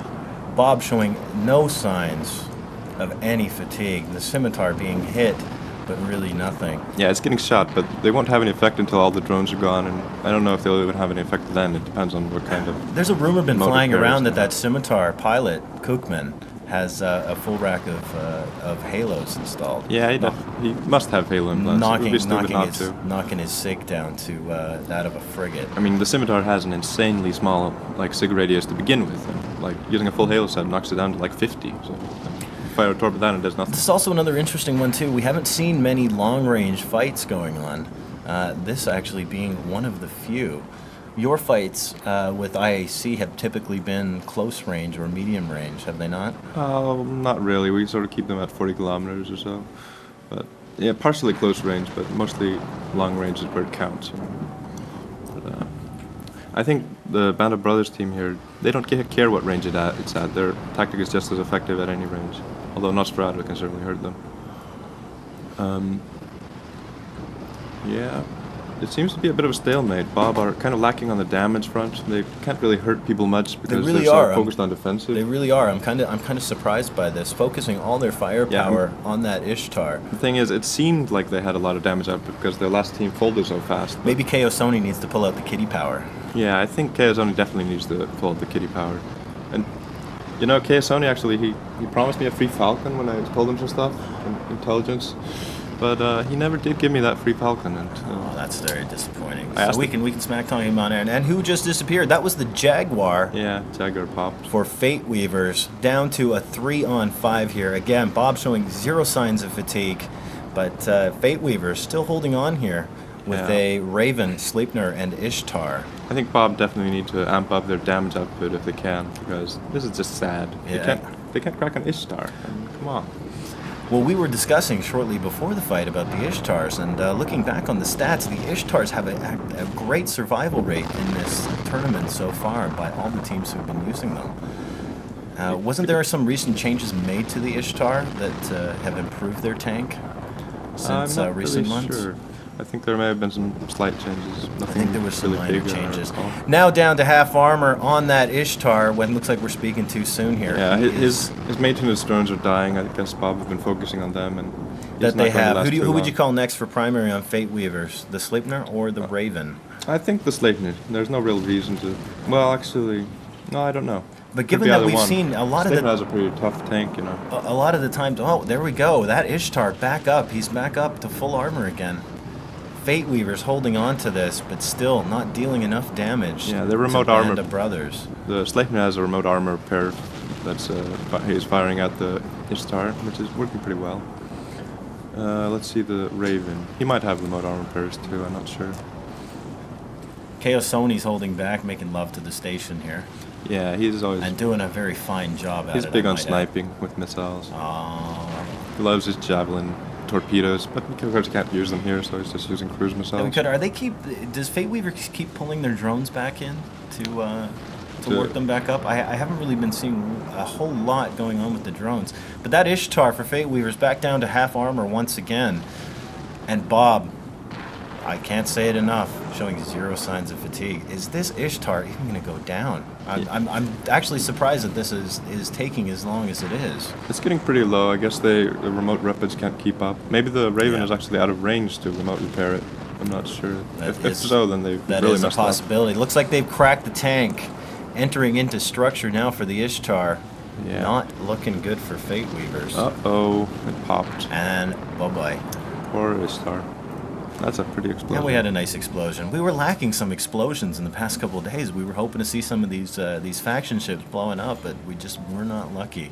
Bob seemed to be going after Raven now. At least the Hobgoblins are on it. And Raven for Fate Weavers called primary. Sleipnir, Yeah. it looks like it's going to be down to the Sleipnir last, as it typically is. Yeah, Raven has a weaker tank in a way, but well, I think it's going to be interesting to see how long this Raven lasts. Does it look like Bob is independently, is putting more focus on independently supporting their damage control than what Fate Weavers is by using their teammates and drones and secondaries? Well, they both seem to be remote repairing to some extent, but of course Bob have it fine-tuned and they know exactly what they're doing. Of course. So they have a lot stronger setup and kind of hard to beat. Another thing too, were you guys using a logistics ship in your setup? We haven't really seen all that many people using logistics ships at all. No, we used one in the last tournament, but we haven't been using one this time. We've been Was using there a rapier with Was there a 40 reason kilometer for web that? fire. Yeah, that's right. You guys had that 40K web. Well, last time we had a very strong setup. We had a Guardian that was giving a Kaldari Navy Raven capacitor, and the Kaldari Navy Raven gave him armor back. So we just had Harbingers and lows, and it was pretty unkillable. So the rapier, we haven't really seen a lot of rapiers showing up in these matches. Well, we've It's seen several typically been Huggins. Huggins. The Huggins have been definitely the favorite for. Well, there's nothing wrong with saying it now, I guess, but Rapier is a lot stronger survival-wise. It's a lot harder to keep a Hugin alive. And we were originally thinking about using a Hugin, but the only real benefits it has is higher damage output, and it's totally insignificant anyway, so Rapier's better. I guess that's a matter of opinion. The masses seem to like the Huggins, but the rapier's holding on. Not looking like it's going to break here. Yeah, they're just slowly. See if I can get a time limit. I have a bit of a problem in local with the computer there to try and get some times left on this. I think we're probably sitting maybe around the 7-8 minute mark now. It's no real signs of it breaking. Well, actually, this Raven sitting just under half armor now, and again, Bob is showing absolutely no half shield, signs. I think you mean, and it's a little. Sorry, lower. half shields. Yeah. Half shields, and This Bob is- again showing no signs of any. You know, people were accusing ISC of playing Italy tactics in this tournament because we were so defensive. But, I mean, people thought Bob had nice damage output because they shredded their first opponents, but I think their first opponents were just You really think weak. it's very balanced? I mean, Bob don't have much Doing. damage output at all. No, kinda it sad. doesn't seem to appear that way. They may have to switch it up, but you may end up facing them. Yeah, in the indeed. finals come Sunday. Well, I hope so. And you also have a match today, by the way. Yeah, Chaos Empire. That'll be interesting. Chaos Empire, that's right. Chaos, coming back to what Chaos pulled a couple days ago, or on Sunday of last week, defeating a rattlesnake with a typhoon. Yeah, that was a very impressive work. It was And very amusing. impressive, very amusing, very unexpected, and a humiliation for them nonetheless. Sitting half armor on the Raven now for Fate Weavers. I think Bob Yeah. has this in the bag, but whether we're sitting on a time constraint here, I I'm think still I'll manage to trying kill to us get late that in time. info. A ship that's alone and doesn't have anybody remote repping it can only hold on for so long before it runs out of cap or people overpower its tank. In this case, they're not going to overpower anybody's tank because, well, they don't have any damage output. No, we're about to see another explosion here with this Raven. Say goodbye to that. Fate Weavers down to one ship. We're at a 1-on-5, and as expected, Bob coming out on top. Bob are definitely very strong contenders for the prize here. I think so too, and they had won it last year. But It'll be very interesting to see how they do against like LV or MC or that's Stain true. Alliance. That's even. true. We have. Some very strong teams. What do you think about how Stain Empire's been doing over the last couple matches? That Stain they've Empire fought? have been doing very well. I'm pretty Was that impressed with them. I know it was completely unexpected from my perspective, but they've really come back and dealt some serious blows. Well, I kind of expected them to do well from the start. They've always been the sort of more competent Stain Alliance. If they're not, I mean, they're Stain Empire, but the old Stain Alliance doesn't seem to be quite as good at PvP and in general. Well, that's what happens when we split these alliances in two. Yeah, interesting politics. That's right. Hopefully next time there's been people talking that they want to hear more about politics. You can submit that, and we can see if we can get to something like that. It's just very hard for us to, or anyone in general, to really keep track of everything that goes on in the world of alliances. It's so dynamic and it's so ever-changing. I mean, I pretty much religiously read the Corp and Alliance forums, but that you I mean, do. I have no idea who but some of these that's alliances the very were. small percentage of players that actually read the Evolve. Yeah, read or forums. post on them. I mean, That's- there's a lot of that's- alliances that you never heard of, even if that's you very read true. everything on the forums. Very true. Still sitting in the tank here. Yeah, And he's not, slowly losing his yeah, shield. he's slowly going down. Slaken's a great shield tank. And coming back to it again, we need. So we got there we go. 16:11 on your in-game clocks is when the time will end. So which means we have about somewhere between 5 and 6 minutes left on this. Indeed. Will Bob be able to pull it off? We'll have to wait 5 minutes and see. Well, I think they'll pull it off. That Slakener can't hold on forever. It's going to run out of cap, I think. But, Yeah. I mean, it doesn't really matter. Bob have already crushed Fate Weavers. That they 0 have, losses. and after this match, this is going to put Bob into the top spot, bumping Fate Weavers down. And we still have a match tomorrow in this bracket for Veritas Immortalis. Yeah. I think Fate Weavers did pretty well in this match. They worked well with what they had to use, but they, of course, didn't bring the right counter to Bob's setup. If there is one. That they didn't. But tomorrow's fight is Veritas Immortalis versus Fate Weavers, and that fight is going to dictate exactly who's going to make it into the finals. Yeah, the shield tank is broken now. The Slakener will be going down within the minute, I think. Yeah, I think so. And here we go. Entering into armor now, Fate Weavers. Just under 3/4 armor. Bob untouched. Not an impressive display of firepower. But Definitely rather disappointing on the firepower front, but I guess, I mean, they're winning, so can't complain. well, exactly. I mean, we can't really compare it to the likes of the Smash Alliance matches we've been seeing that seem to brag on for. Well, I mean, those guys are carrying minimal firepower, and it's entirely a logistics game with them. Oh, and no explosion, unfortunately. Aw. That is, in fact, a win. Yes. Band of Brothers winning again. That's it. The champion standing supreme. And that will give Crushing all who them. stand before them. That will give them the top spot in Group B. We'll have to wait until tomorrow, when we'll see the final fight of who's going to take that second spot between Veritas Immortalis and Fate Weavers. Bob surviving once again with the same setup they had in the first round.